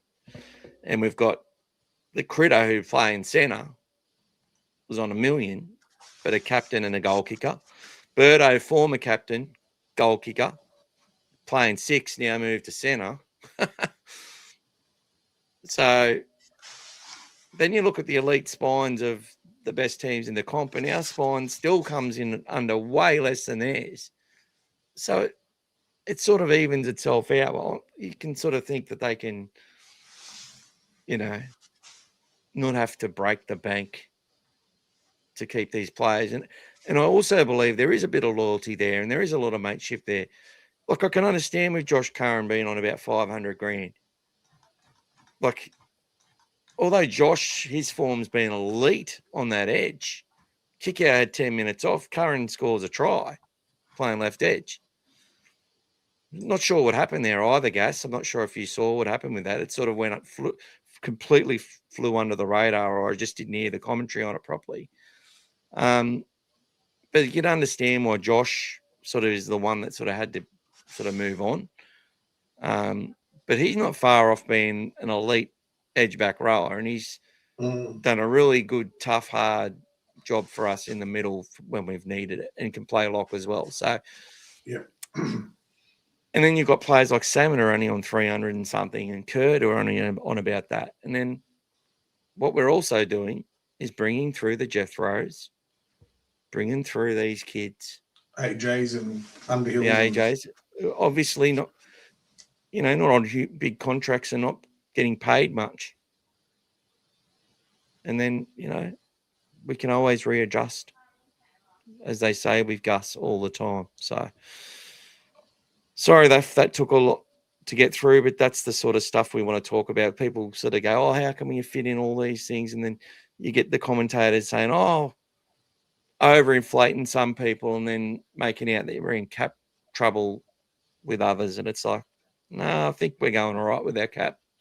Obviously, it's running closer to 100% than it was. But they were forward paying players, from what I heard, to make the 95% there for a couple of years. So a lot of discipline is in our cap, and that even if it's not quite as balanced as they would have wanted it, it's a huge piece of work from where it was to where it had to get to. Going through player stats, though, the whole back line, all running over 130 metres. Galvin, 124. Now, Critter only 56 metres, but scores 2 tries. Quality. He's and his combination with kick out is becoming lethal. You have to say it. Yep. Look, we said that before he came back. We said that the Penrith combination, like back together again, was going to be dynamite, especially with Birdo outside them as well. And that's what a it is. Grand final winning combo. Yeah, it is. And you've got, but just the position, like, it's been funny because Critter's been on the inside of kick out on both of those offloads and ended up getting the ball on the left-hand side after, the whole play slowing down. Like they're looking out for each other. They know it's on. There's a big call there from Rhett, mate. There's a big call there from Rhett. What's he done? Listen to, you can read his comment with his donation. Oh, thank you, Rhett. You're Critter on dad strength mode. I predict he dedicates his Clive Churchill to his daughter. Clip this comment. Clip it. That's it, guys. Critter will dedicate his Clive Churchill medal to his daughter. His newborn. His newborn, beautiful daughter. That's three tries. 3 tries since she was born in 2 games. That's it. And he has an unbreakable faith as well. He believes that he's being well looked after, and that's must. It does, faith is good for people. Yeah. Rhett, thank you very much. Rhett was on, went and watched the game at the pub at the Albion. It's good to see him there, watching the game, and that's what we'll do in our cartel. We'll have a few little video hookups before some games and catch up and have a laugh. Got to see Brad as well. Brad had his kids there watching. So for those ones who are on, guys, that they got to go behind the scenes and saw the doggies training and getting ready. So the internet was good down there for a crowd. It was all right. I think we should catch up on some chats, Michael. All right. Arthur's saying that that's I Sutton said that hated, and Brian agreed as well. They tried to take that off us, but at the end of the day, there was one zoomed in angle that showed it when it landed on his arm. It came back and it didn't touch the defender as well, and that was the one that they ended up giving the try on because Sutton was just waiting for that. The other one that I'll mention quickly, there was an offload that King threw near the halfway line that was touched by the Storm and then picked up by the Storm, and they were waving and waving, saying it should be 6 again. That's it, that was an offside. And then we actually tried to give the penalty on the tackle, and Sutton refused to give them the penalty. Yeah. They were trying to hold him down. They want to challenge it. That's why. Yeah. So they were waving to that. Clip that. Yep. And the other one was the one where Leo was trying to get out of the end goal, and he put the ball, if you remember, over the line. Then he dropped it. Well, the player that picked it up was offside, and he just gave them a scrum. He was in front of the kicker, no different than what he gave a penalty against us with Presto in the corner. It was offside. It's a penalty try, isn't it? I don't know. Well, he picked it up from professional foul anyway. Thanks, Tony. Bailey's one of the more disciplined players in the team. That call was disgraceful. Yeah, mate, we agree. And maybe that final decision on the Jethro sort of knock back was because he knew that he couldn't award the forward pass on the other one. He should have just called it a knock on. Ball's lost forward. That's it. Should have said it was lost forward and ended it there. Then Bailey wouldn't have gone to the bin. Walking off the mark, it was disgusting, guys. 100%. Yeah, we all agree. With the play of the ball, I've heard them say that if the ref will allow you to correct it and make an effort, if you step on it. Well, there you go. If you step on it, mate. So it's Brandon Lee, not Brandon Pearson. Yeah, Brandon Lee, mate. Yeah, that's it. Oh, there you go. Yeah, there's a few not there. Jamie. Yeah, Brandon Lee, Matty. Bulldog Mike. He's all got it right. Jamie Feeney. No, it wasn't Jamie. It was Lee. Sutton was so disappointing. The bunker called. He wasn't happy, mate. He wasn't happy. He was getting ready just to do his little bullshit, but that didn't come. Brandon Pearson didn't even play for the Dogs, I don't think. Maybe for one season, but I doubt it. He played at West. He played at West, yeah. Kick-out's dominant tackle on Stefano gives a Storm repeat set. Yeah, that was disgusting. Bullshit. Timmy, I agree. Didn't have a problem with how the game was reffed apart from the sin bin. I think you're watching a different game there, buddy. Paulie, this is what I mean, mate. Like you offer a lot of. Sorry, I'm gonna debate you right here from your comment from an hour and 15 minutes ago. Mate, watch how the game is played. If one team's allowed to fucking around in the ruck and the other team's not. You've got to have a problem with what the ref's doing. Serrato doesn't come out against the refs. People try to make out he has been, but he doesn't. He doesn't. He's not going to come out like that based on a couple of dodgy little 50-50s. He's sitting there. He's like, he couldn't believe what he was seeing. The cheating that was going on. And trust me, look, I don't know how Gerard Sutton keeps his job this week. I really don't.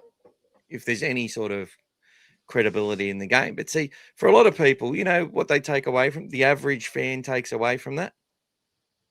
Oh, Jethro Rennie-Khamer's knocked the ball on. How did they award that try? That's what the average fan would have taken out of all that, unfortunately. But that wasn't even Sutton's call. Just as a neutral, I mean, though. Yeah. Like, oh, what are you whinging about? We need the Eels to beat the Storm and the Cowboys over the next 2 weeks. We're sitting on the same points as those teams. And we play the Rabbitohs the week after as well. So we've got the hardest run, by the way, guys. That's good. For the other teams, every game that they play is winnable. If they play well. Had so many looks at the current try. The players needed a warm up before the play. Yeah, it was nearly 5 minutes. It was crazy. They had so many looks. They had so many looks at all of our put downs. Yeah, it was ridiculous. Yeah. Like and that's the problem. Critter was just so well rested before the kicks. He had too much time to think about it. That's why. Tony. Go back to Tony Brenton Speed. Yeah. Yep. Brenton Speed I reckon I rate Brenton Speed. I think I rate him better than anyone at Fox. He's my favourite at the moment. He gets me excited. He's good. They need to hire him and get rid of Thompson. Sorry. Yeah. I'd rather Ray Hadley than fucking Thompson. Yes. Sutton had his fingerprints all over any momentum the Storm had. Yeah, 100%. G'day, Luca Logos. Not feeling good about our upcoming Roosters. Well, if you look at the this week's result, then it's an obvious thing, but you can only play that level so often. There's a reason why no one scored 80 points for 91 years, guys. It's not that easy to do. So there has to be the letdown effect. And also, they've also got a big showdown with Penrith the week after. So let's see how much energy they put into our game. Let's see. Joey wouldn't shout about Hayward not running and Carraz needs to be fullback. I wanted to throw stuff at my TV. Yeah, Brian, he did go over the top about that, mate. And he also was going on about they should be doing that set play of the kick for far longer. Every set, every time they're down there, every time you'll score. You'll score every time. Do that play. Connor Tracy needs a half to bring him on into the attack. Tracy's been struggling with the sweep play. That's why he ends up going himself, runs sideways. I reckon change his role, maybe push through the middle like Teddy does. He's been doing, well, he did a lot more left play the last few weeks than he has been. Yes, yeah. He was doing it all on the right. Yep. Was Harry Hayes they're evolving his involvement. Correct, yep. Hopefully and the good thing, and this is what Critter's saying, we have got a lot of improvement. Sure. Hopefully it's clicking well enough to keep us getting the wins we need and to have us spot on for the finals.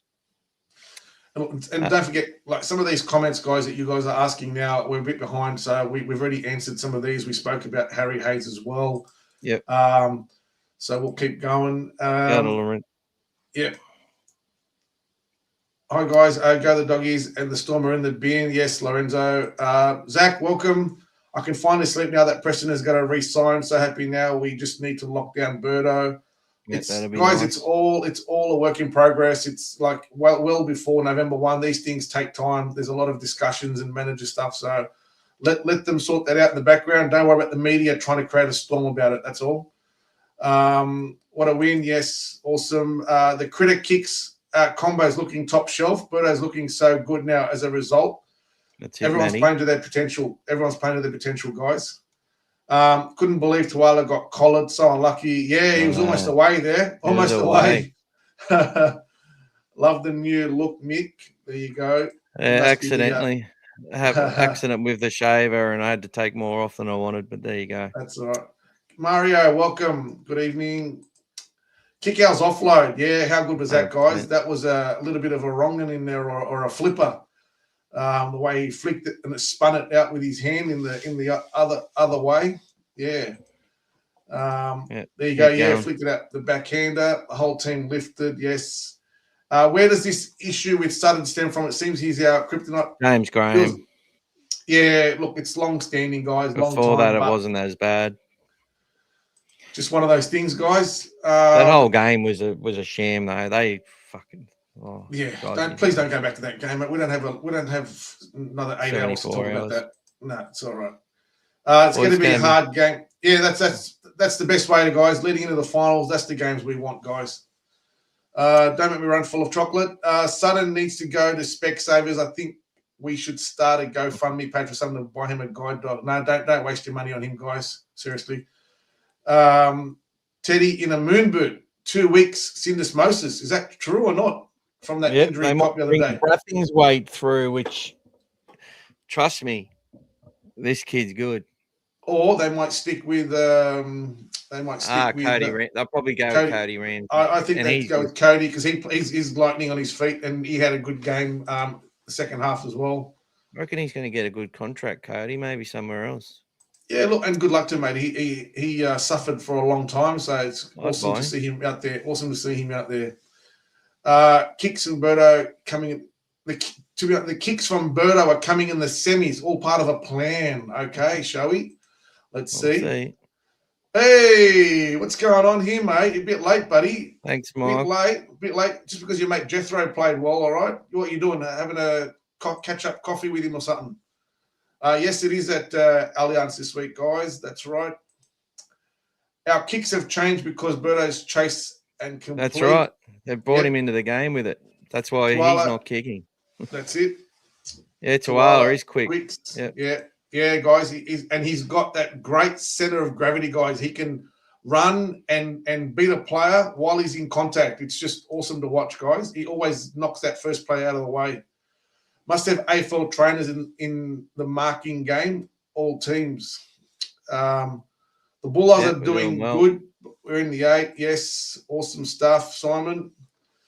Critter's kick might not be as accurate, but it's also pretty big. To get bigger and more accurate, he needs to do it to improve. Guys, every time he's out there kicking, they're learning every time, guys. It doesn't happen overnight. It's good stuff. Different kicker, different game. Nice to have options, yet play. They've got a game plan each week, guys, that they stick to, which is good. You want Birdo to take the kicks for goal. Well, he kicked well in the game that Critter wasn't there for against the Tigers, but yeah, look, just a slight off night, and he had a lot from the sideline on that left side there. So just didn't, struck one good between the posts, and a couple of the others just didn't even get him close. So that's just one of those things, guys. Every footballer should be able and confident to kick. Yep. Thank you, mate. Abby's new subscriber, Up the Doggies. Welcome aboard. Welcome, mate. Thanks for subscribing to the channel. We need Birdo on the 5th. Critter can kick. Yeah. Birdo should goal kick from the sideline conversions. Look, and it's just hit and miss, guys, with those. Birdo kicked them well the last time, but he hasn't had a great result from the sideline as well. So, it's one of those things, guys. Critter's our goal kicker. We trust him. We rely on him. Slightly off day, but it would have been good to get a couple more because we could have hit our first 40 of the year. It would have been nice to do it up there, but down there. But, yeah, we'll save those for the next games and what's coming. Give the ball to Birdo to kick it into Sutton. Thanks, Mr. Miller. Sutton tried his hardest to keep the Storm in the finals race, and people were saying that we just won. We could have got 42, and he wasn't that great. Yeah, that's it. What's the predictions? Dogs versus Roosters. Yeah, we'll come to that shortly. We'll get to that. We're nearly catching up. We've got another podcast on Tuesday, guys, where we'll do a big preview. This is the review, guys. This is a review, guys. That's it. Good. Good to see you again. God bless the Bulldogs. Yeah, welcome, Great to Dak see Ruffin. you, mate. Welcome back. I heard the doggies chants loud and clear. Yeah, awesome, mate. Good Yes. stuff. Yeah. Yeah, that was forward, and yeah, that was a pretty bad call. No, Oh, I do watch them. I I watch don't, all the yeah. podcast guys, and that's why I get so frustrated. But they've gone missing since the Raiders game. Don't know why. Nothing. I've seen 2 comments on his little thing. That's it. Like his little chat group things that he does, or I don't know what they're doing. We're now equal 13th in attack. Thanks, Mike. Well done, 1 Mike. point behind the Gold Coast. Yeah, we'll sort that out, mate. Don't worry.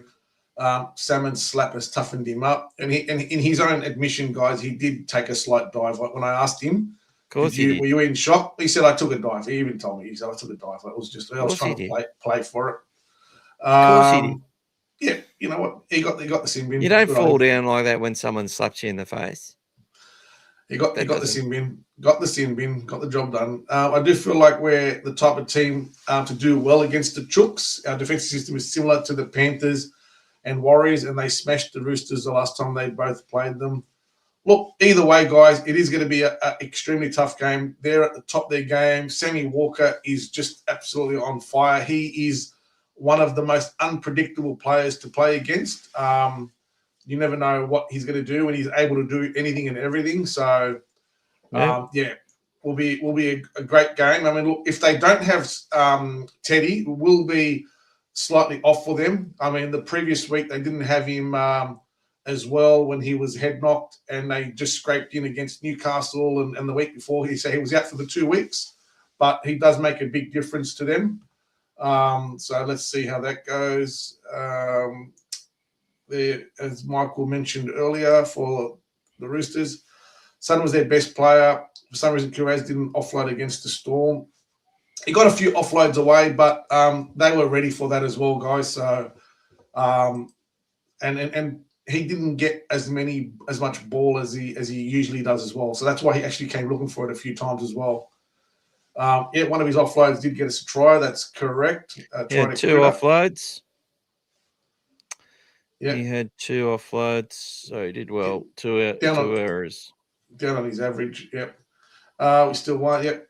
We have to swap, mate. Don't worry, mate. You know, just one game is not a reflection of the whole season, mate. Don't worry. Don't stress too much. We seem to blow off more better teams. I reckon the Chooks will get cocky.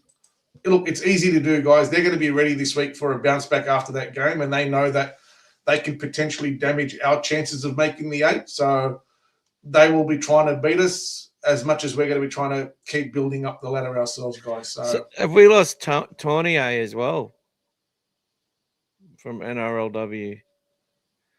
Says we've lost our 2 props. I'm not sure. Mary Taylor goes well for the side. Ebony Pryor out of the side. Yep. Yeah. Our hooker's real good. Don't you worry about that. SST Cup hates the Roosters. You're not alone. So do I, mate. We'll do it all later. Tuesday, guys. We'll do the reviews. Yes, keep going, mate. Yep, guys. Yep. Andy, welcome. Welcome, Reckon Andy. we get a win. Yep, beautiful. Come and tell us how, mate, on Tuesday. Phone goes shoulder charge. Kiraz out, and Gerard Sutton called it. Actually, that was the other thing for that particular incident, guys. Kiraz scored the try. They could be going to a review. He came in and said, no, his foot out. If you want to argue with it, challenge it yourself. That's a try-scoring play. Why wouldn't he go for a video referee? Why does he forcing us to even though it was because the linesman put his fucking hand why up. is he exactly? I mean, that's every day of the week. That's you can put your foot out halfway down the field, halfway line. They still will award the try and go back and check it. That's the kind of stuff Sutton was doing, guys. That's what I'm saying. If you're watching he was just defying us. Go for it, mate. Go. You keep. I'm going to take the chats for a bit, guys. This is on the review. We don't normally do all the chats, and we're about an hour behind. So I'm just going to say some of his will be missed, but we've kept the comments on the stage, so you would have seen them all as well. Andy, the team have conditioned themselves, confidence and skill to take on the top teams. It is fantastic. It's great to see it. Burton's loving it at 3. I joined the Kennel fan page. Man, some real whinging pricks on that forum. Don't think I'll go back on. I'm just constant whinging, even if we win. Yeah, you've said it 100%, mate. Absolute fucking idiots is all I got to say. And look, one thing I'm going to, before I've just stopped my own chat, but I'm going to say this. Our community here, we love everybody who comes and watches it, but we choose as many people as who choose us as well. So we're not into sitting here and just bagging out our club and our dogs and our players and just writing them off every time we get some adversity. So that's what makes us different. And, we're not for everyone. So just a little bit on that. They haven't posted for a month. Vladimir Putin, welcome to you. We don't have a halfback. We have 2 5/8s and we're killing it. Ali Abdullah, I mentioned Hayward, 3 penalties resulting in 3 Storm tries. We have to pull his bullshit up already. Oh, here we go. Are you fucking serious, mate? Are you serious?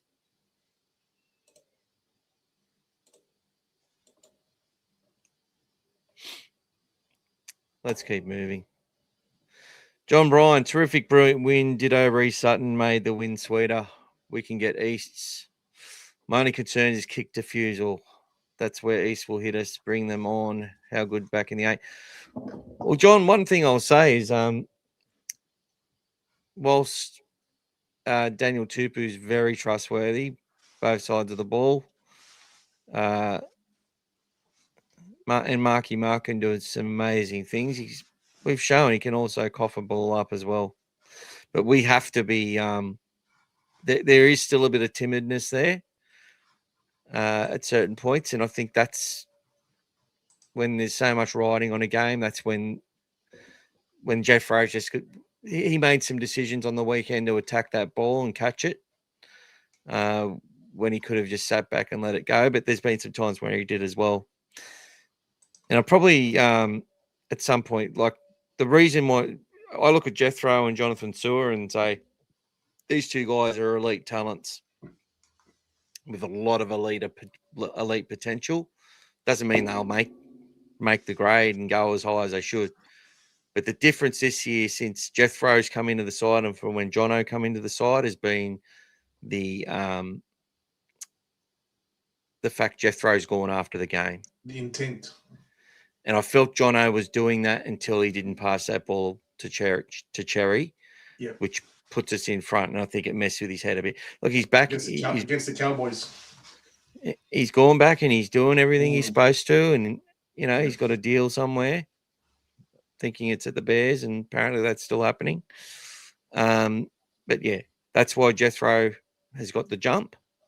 And, they're all good brothers. They'll be very happy for each other. Welcome to our biz. Gowan's been... Have we gone backwards? No. Gowan's been immense and will continue to get better. He's courageous and takes the line. Gowan isn't the issue. And neither's Hayward, mate. He bumps definite. Burton and Critter Switch has been the X factor we desperately needed. Tuala just gets better and better. Kicks Presto are back fit. Injury-free has been huge. Real good signs. Positive times ahead. Yes, Tilly should be back next week, and we'll talk on Tuesday where he should be. Ali Abdullah, wait till you have a fit Tilly kick out and Preston playing together. It'll be a game changer. Marky Mark will be a problem, or Marky Mark will be a problem, or could be a problem. Yeah. No, Crows should cover him if Carrez doesn't go inside again. Hope so. All right. Why aren't they answering questions? They catch up. Thanks, Knox. You'll see if you stay. Well, boys, on Casual World, Tilly should be back next week. Thank you. People have to understand Galvin's a late bloomer. If he's showing the skill he is now, he'll be even more damaging when he peaks.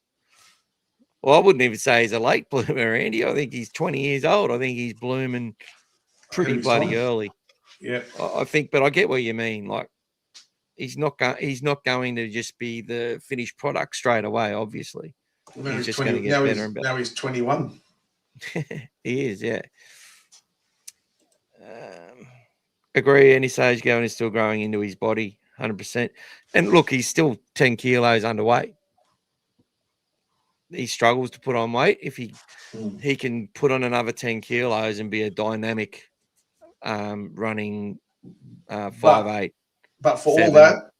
all that, he is still the only player in the team to play every single minute of the Bulldogs so far this year. That's it.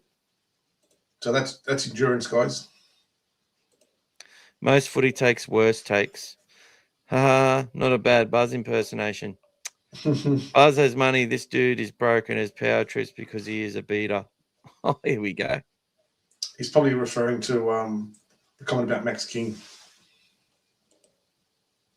No, he's having a go at me. He's like, can't wait to see you one day in person. Ooh, What for? Okay. I'll tell you what, Big Dord, why don't you put your face on here? Why don't you put your face on here and put your phone number on here and then go straight to the police if you want to make fucking threats, mate? Maybe it's Buzz himself. Nah. Big Dord. Don't come here making threats, mate. Simple as that. See that? We don't fuck around here. You know why? Because we've got kids. I bet you hang shit on players, don't you, mate? Go say that to Villiam. Go say shit to Villiam. Kick out. See how far you fucking get, mate. Stick him in the bin, mate. Stick him in the bin. You can go in the bin. Just got to screenshot it. When you get threatened, it's not ratting, mate. We got a family, we've got kids, we don't get threatened here. But don't worry, I won't be looking for you.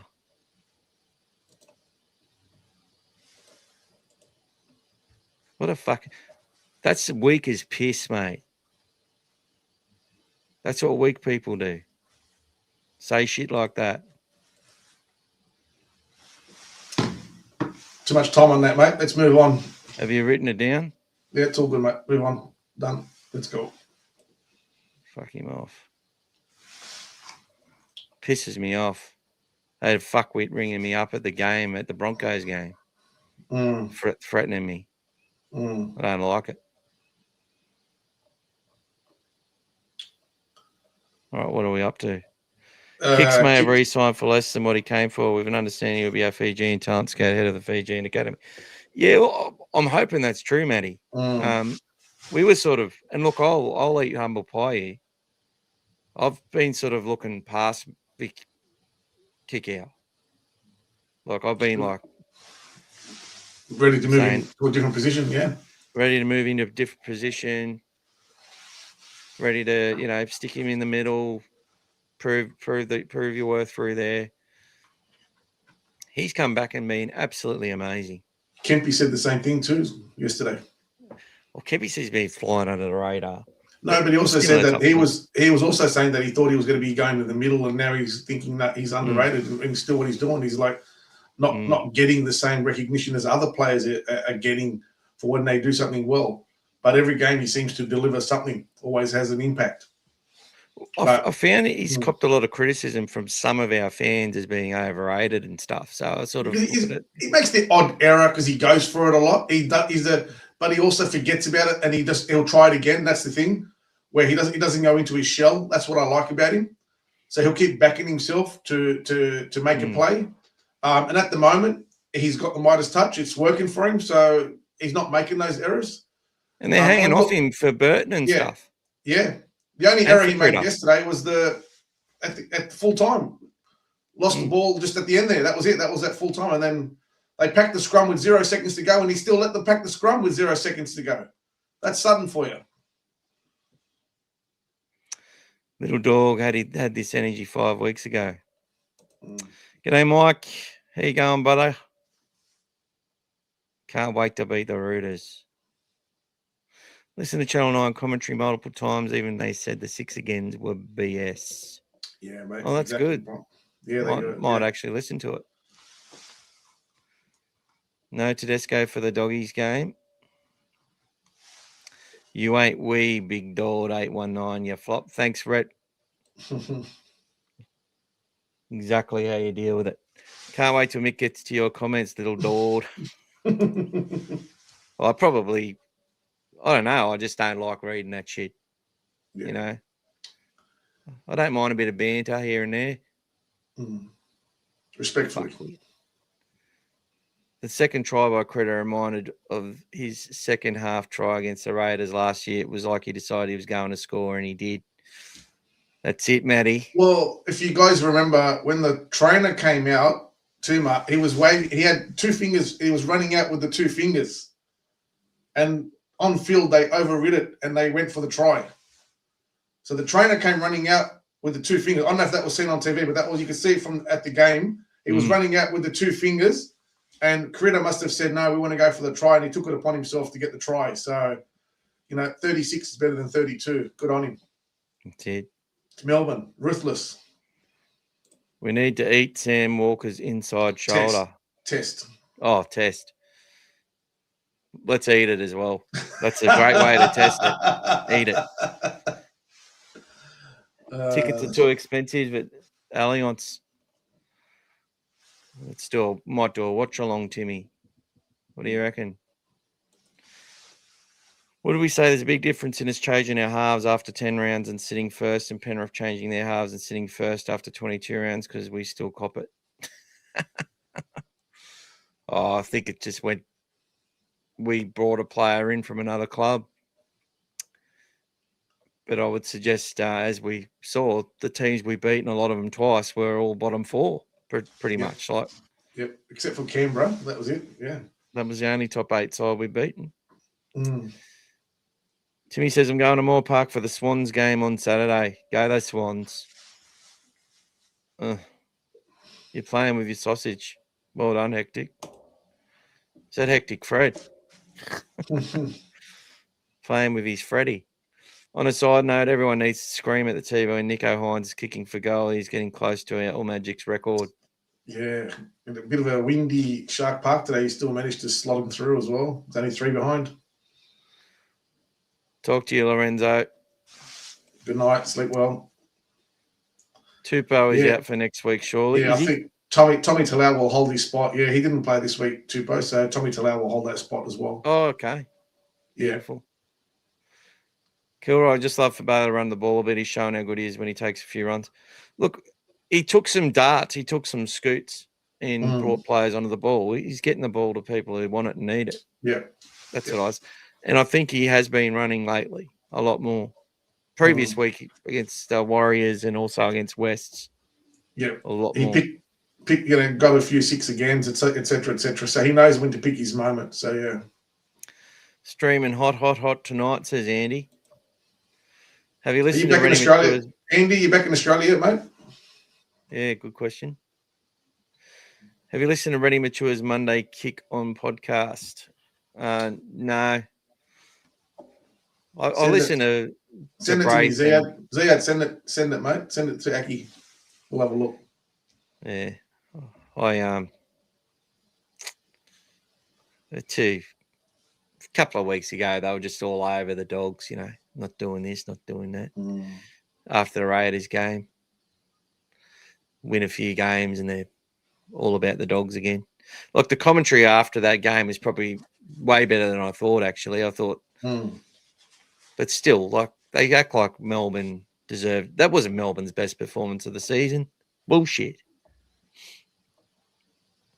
Sutton's best performance. Yeah.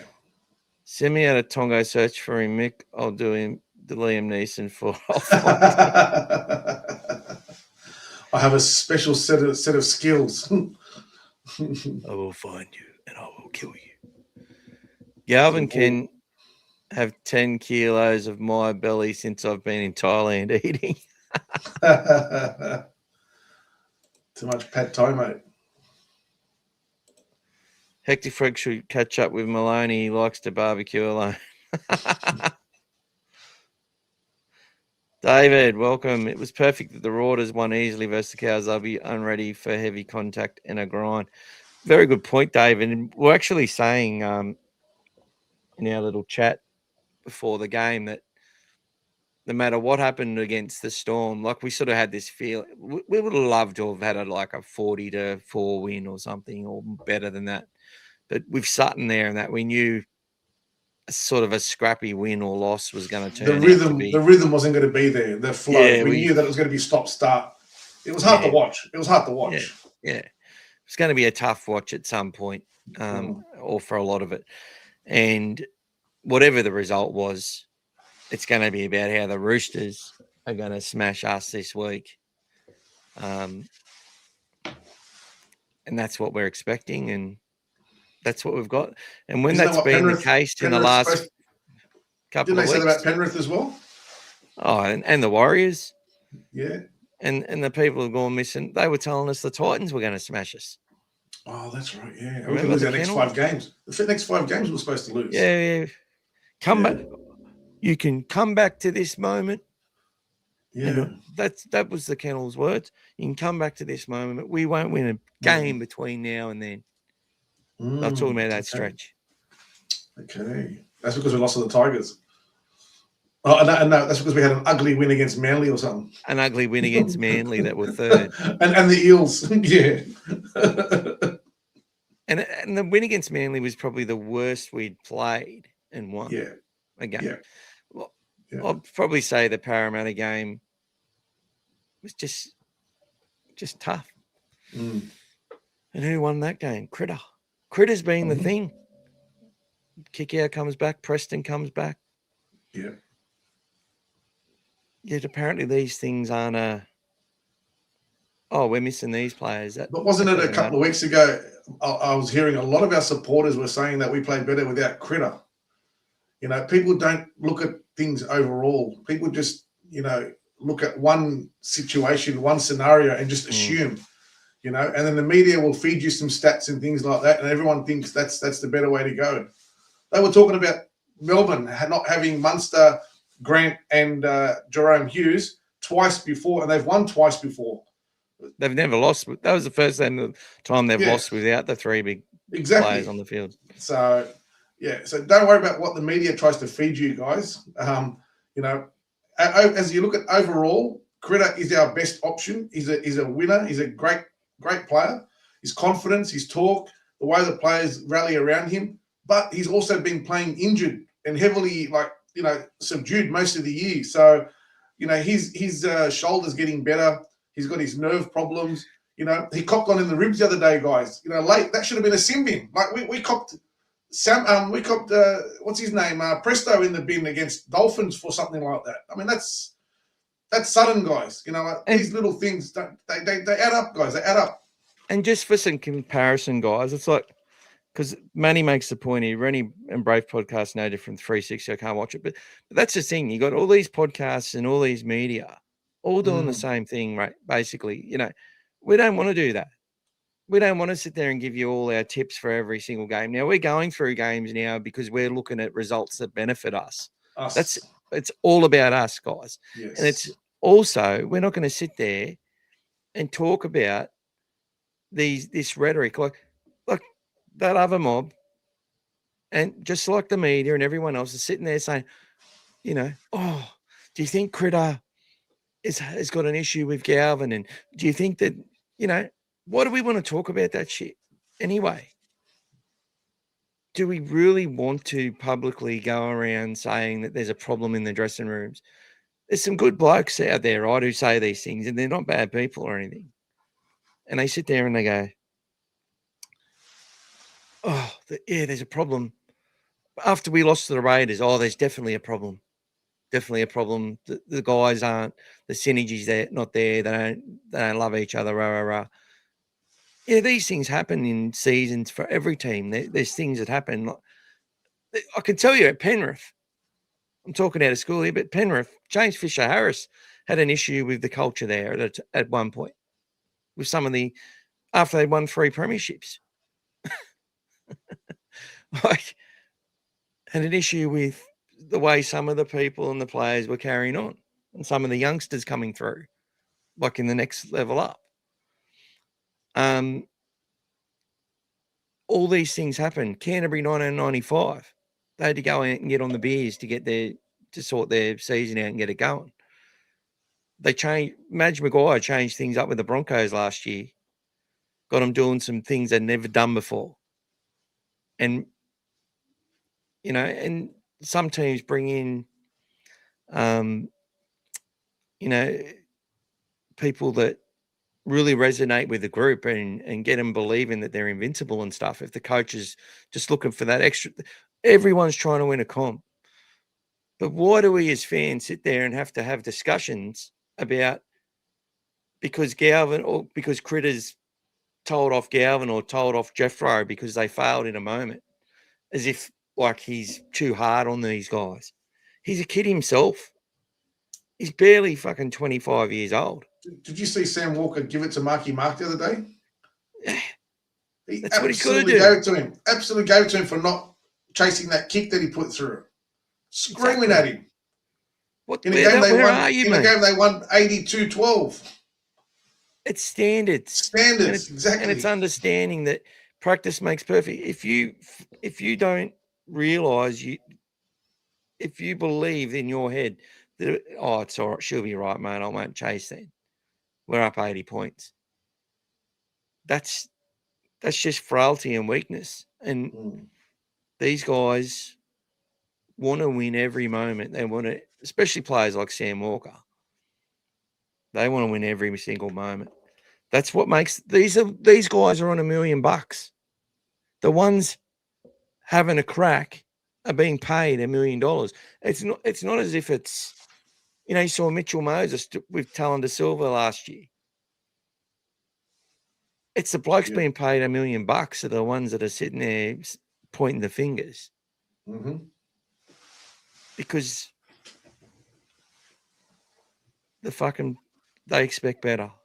And what's Jeffro done since he got a fucking ribbon from Critter? Onwards and upwards. What level has he gone to since then? Levels that he probably seasoned campaigner the way he's playing. Not a 20-year-old rookie. But this is what we've always said with him. He's become an X factor for us. That's the truth. He's become an X factor for us. These kids are tough, and and I'll say Jonathan saw another one. The amount of post contact they make from tough carries is way beyond their years. They are good kids. Like that Macassini, they're all talking about him. Only very, very young, but the amount of toughness they're showing at a young age is full on. All right, let's keep going. Hi to you, David. And don't be sorry, mate. It's all good. It's straight to business. All good, brother. Critter to win the Daily M and Clive Churchill medal with the gold blue. Well, Rhett's already beat you to it, Michael. Rhett, he with his super chat. Critter on dad strength mode. I predict he dedicates his Clive Churchill to his daughter and to clip that moment. So he beat you to it, Mike, but that's all right. Same page. It's good. Timmy says games against Manly Panthers was no one expected us to win, but he believed we could. 100% you did, brother. We need Critter. He's a match winner. Justy Dubs, no, we stifled Manly for the full 80. The boys threw themselves at the effort. I think it was Twala who was underneath Big O Lakawatu, totally at risk of being trampled. Others haven't done the same. Good call. Good shout out, brother. And they missed. Good night, Mario. Go the Dogs. We have Mario. surged with the return of Presto and Kikau. I think Hayward keeps the 9 jersey next year over Lussick. Hayward is the 9.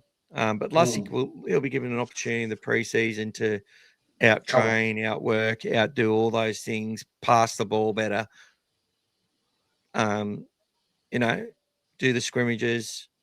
So if Bailey's not on his game, Freddie will do that. But Freddie his whole career has been backup hooker. Hey? And he'll be helping Bailey as well. They'll work both ways. And Gordon, I think Gordon's top 30 next year, so he'll be another one in the mix.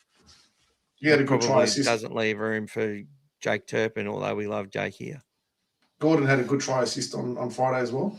Yeah, well, Gordon had that. Oh, yeah, well, he It was his Made try, it. man. Like, That's it. Yeah, you just put it on a platter. that break he made. Yep. Look how hard Sam Waters. Yeah, beautiful, Bryant. Straight on it. Preston and kick out obviously massive, but Jethro being on his game is the difference. He looks Alan what he like when he's on. That's it, bro. We highlighted at the start in our previous 3 games. If we score points early against the Raiders, we possibly go on to win.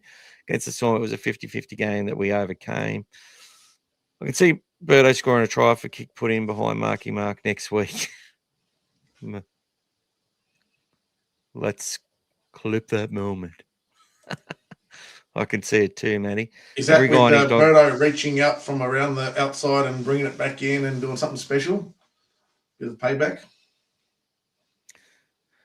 David, every guy and his dog create a podcast now. It's actually hilarious, really, to see them pontificate on every little half-baked idea to sell their advertising.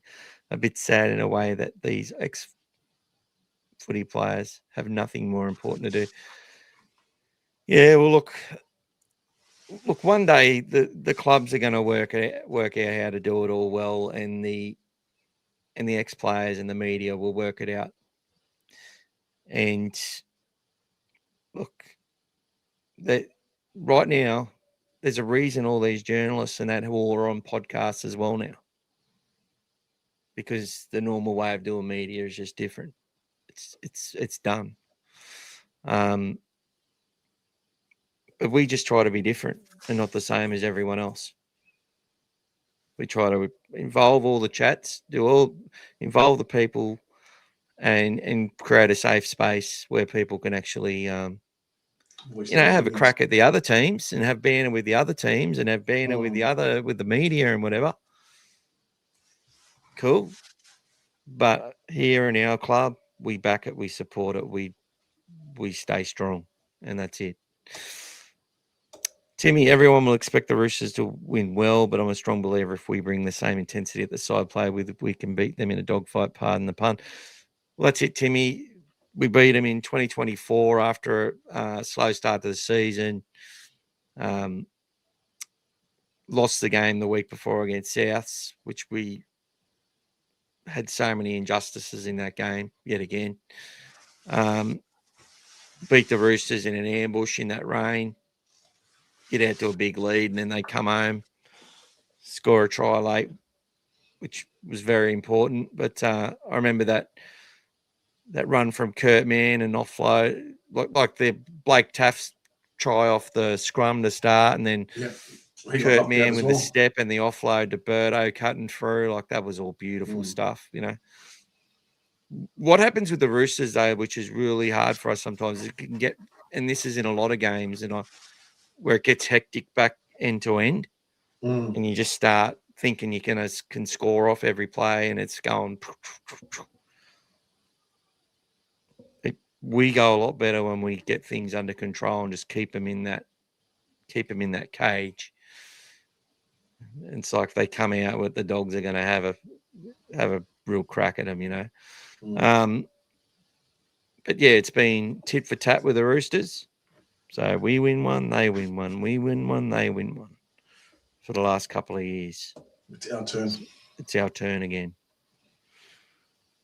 It was good to meet Tim at the Ron Massey on Saturday. Pity the boys didn't get the win.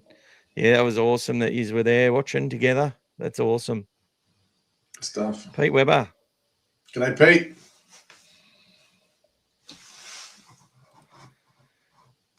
Hope everyone's well. Just caught up. Thanks for doing Pete's man of the match for me, Mick. Have had a few issues. We'll chat during the week. Cheers to you too, Gas. Yeah, be good to see you, Pete.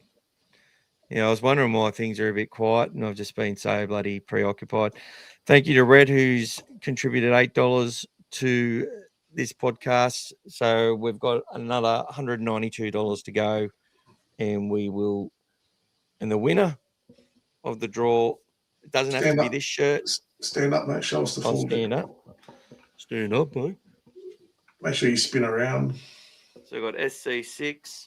I've changed the design a bit. See, you can see so this is just a sample. You won't see that extra stuff around the Bulldog.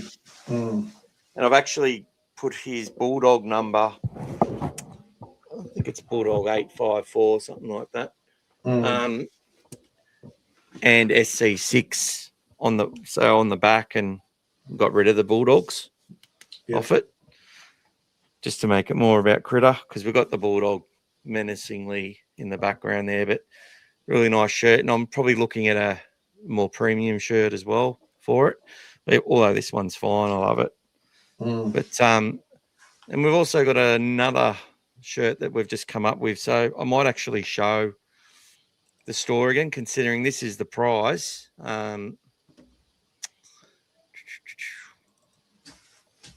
Considering this is the prize, guys, do you think we should show it before we go, and then we'll do a quick wrap up of New South Wales Cup for 5 minutes, and then we'll go.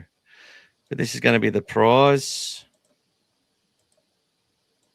So is it going to be there?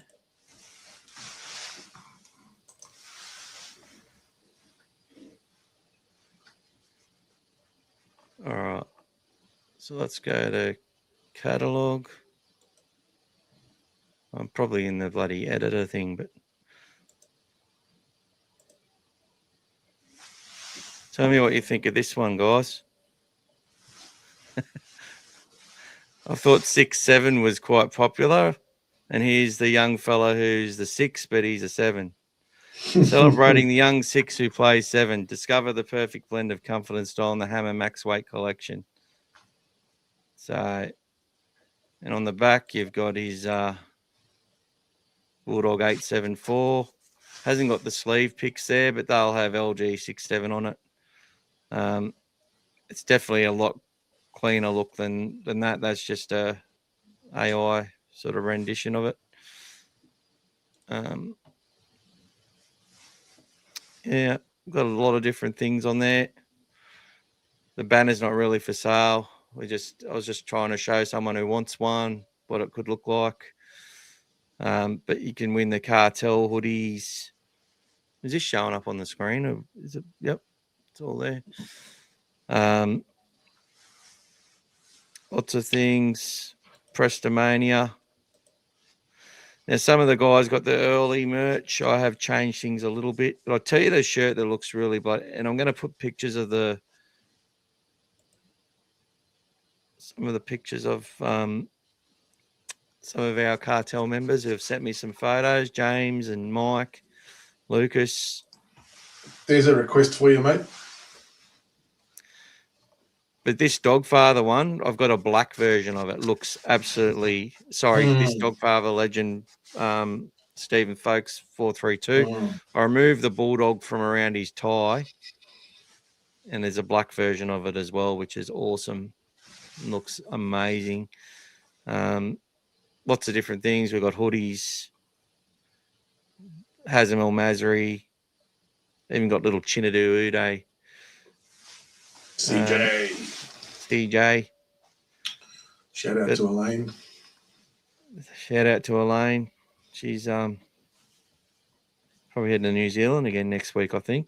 Should be great. There's a request there from Mike as well, mate. I've got on the screen there for you. Of a young ghost holding up Hazem. Well, I was actually looking at that. To be honest, I'd actually come up with some concepts of that already. Did you find it in the book? You should have. But I've actually made have made a gas shirt. I was going to do a tribute to the faithful supporters. It's quite funny. A gas 23 shirt, you reckon? I just got to find it. Any more chats coming through there, mate? So Bulldogs AZ had saying, what was it like seeing Marky Marks try against us last year? It was the only points they scored in the second half, but it was a great try. Like, you know, when you look at the skill that was involved to do what he did, the way he hopped on one leg and kicked it, then ran around and pulled it back in, you couldn't deny the effort. Like, at the end, when you watched it, you go, that's a try. It was just, that's how good the try had to be scored against us, unfortunately. But yeah, it was one of those ones where you'll never forget it, seeing it. But That was it, Z. Timmy's saying when we had the 2-try lead against the Storm, he thought we were safe. Yes, mate. Ron Massey, there you go. Ron Massey's side showed plenty of fight in the second half. Yeah, they did.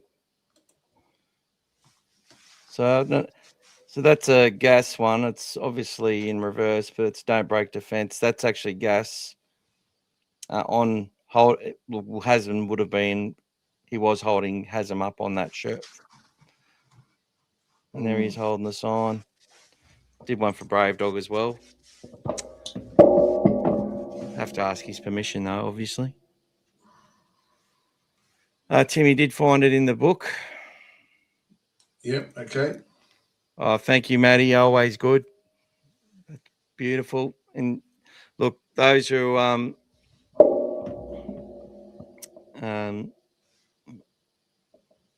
so you already got a ticket in the draw. People like Matty and Mike and all that are all got a ticket in the draw already because they're cartel members. Snopsy has just joined, David Miller, Bulldog Mike and the like. Rhett, Lucas, sorry, I'm trying to remember everyone. Scary, Sean. Big shout out to all of you. It's been wonderful, your support, continued support. So Brian as well every week. So yeah. And then your extra ones that you do get you another couple of tickets for every $5. It's a question from Brian there, mate, for you. What's he saying? Does a Gas or Magic shirt come with both signatures?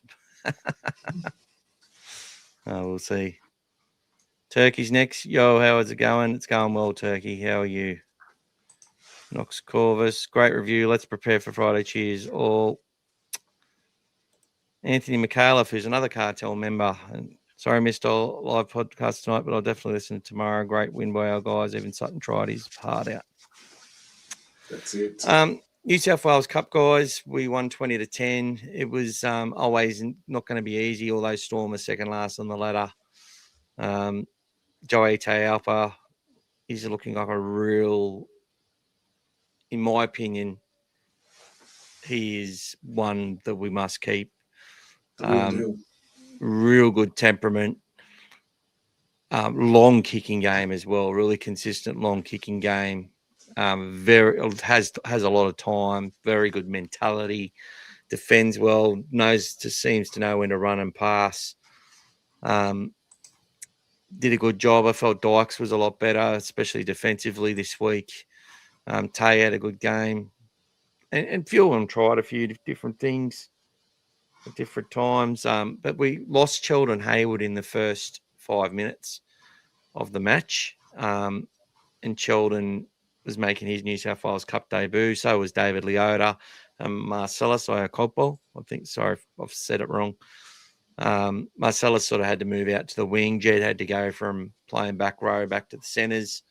They sort of had to shuffle the deck around. So it wasn't easy for the guys. But they got the win, which was a much needed 2 points. I felt Jack Todd with the ball starting to get back to his best. A lot of searching runs, a lot of good movement. Jackie Underhill had another good tough game. So yeah, it's was a tough win. They really want to make the finals, that cup side. Lipoy played pretty well. Gordon came off the bench. Jake Turpin looked a lot better in the game. So yeah, it's going to be. I think that we're playing the Roosters this week, obviously, and they're behind us, but they've been in some good form. So I think they've won 4 of their last 5, so they're going to be hard to beat. It's a Sunday game though. Sunday game as well. Oh, it's a Sunday game after the Friday. Correct. Yeah. Oh, that's good because that means they can keep certain players in the 6-man squad and let those guys play on Sunday. 2:45 at Wentworth Park. Yeah, I wish I could be there. It'd be good. So yeah, good effort by them. Now, obviously, with players moving out of Jersey Flegg into Cup, the Flegg side wasn't as strong. They had some guys come up from Ron Massey and stuff like that.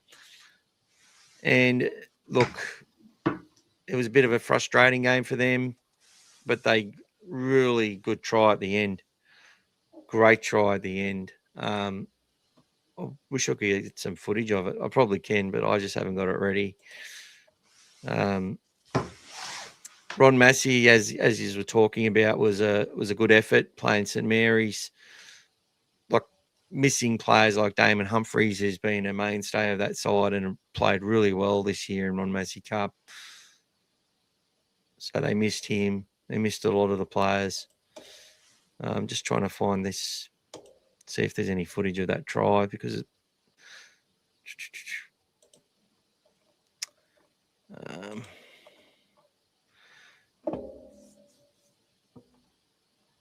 they actually had a shot for goal at the end too, the Storm.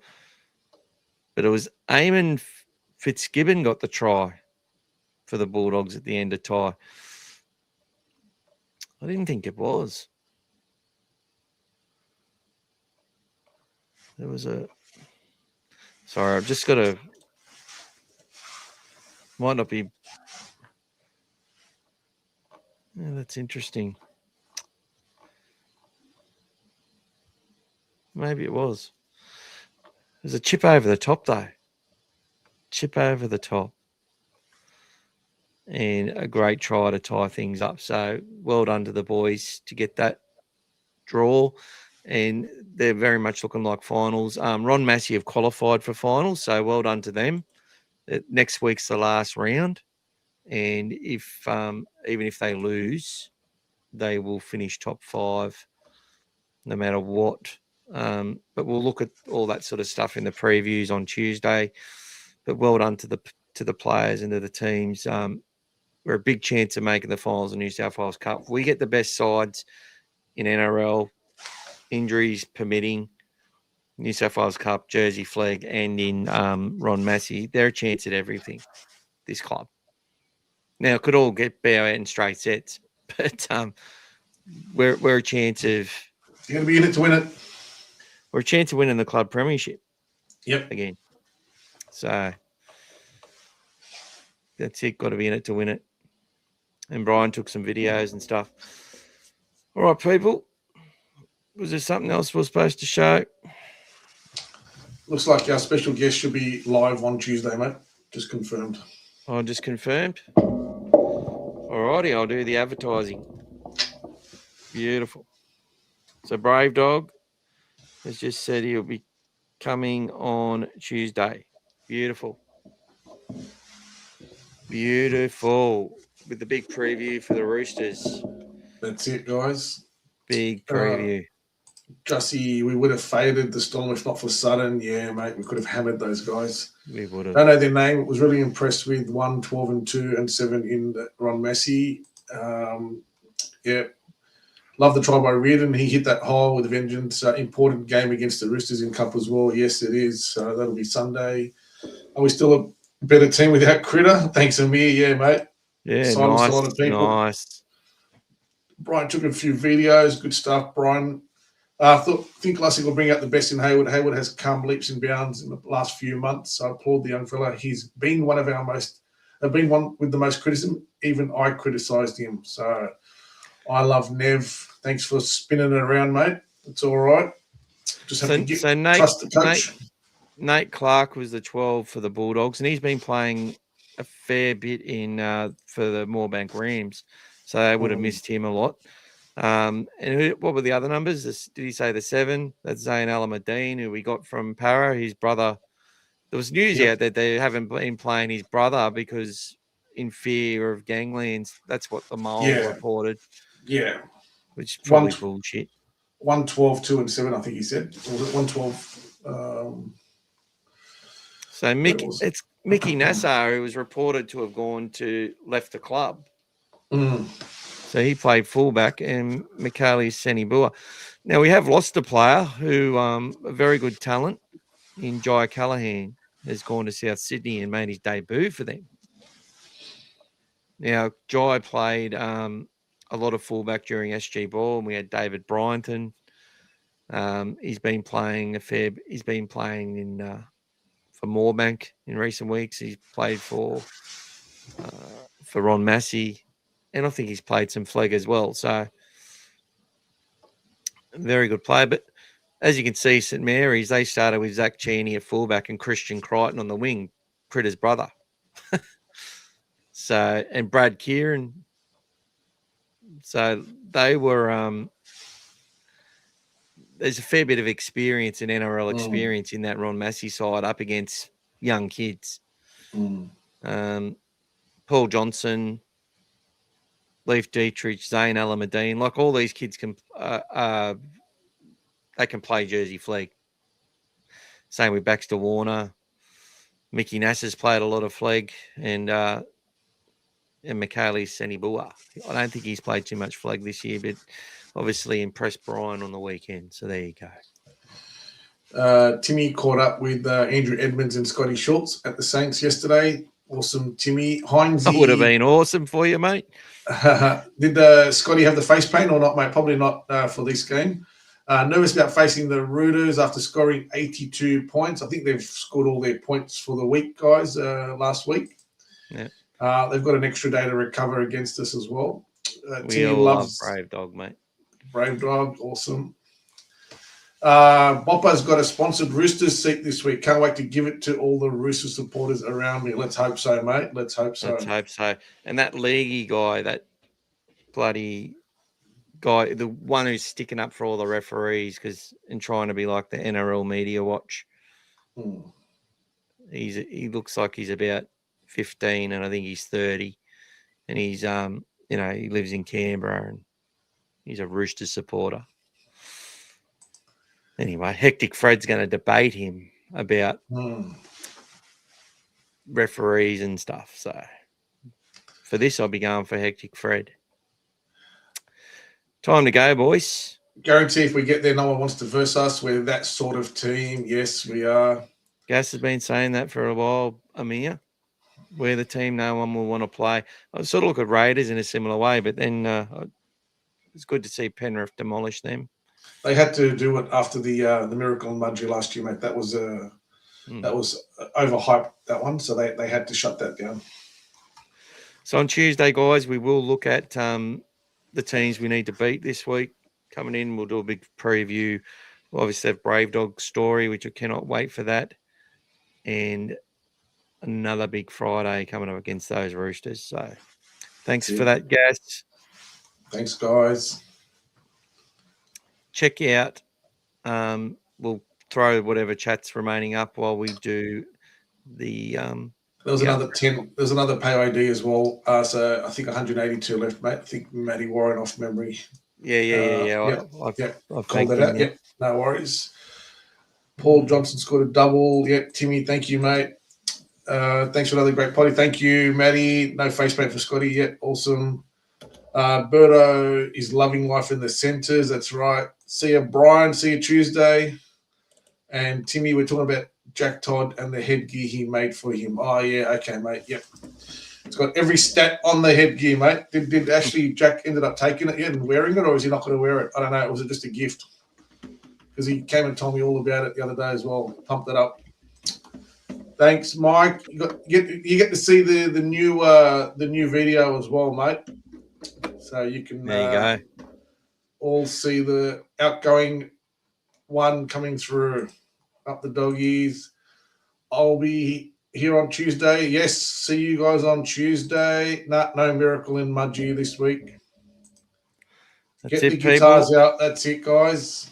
And for Dogfather and Cartel members, I'll see you on the group chat, which it's been a lot of fun.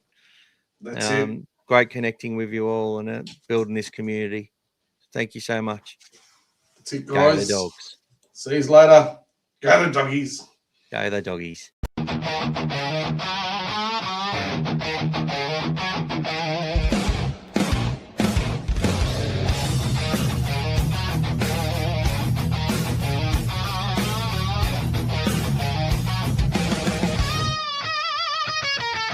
G-Day Doggies fans, welcome to the show.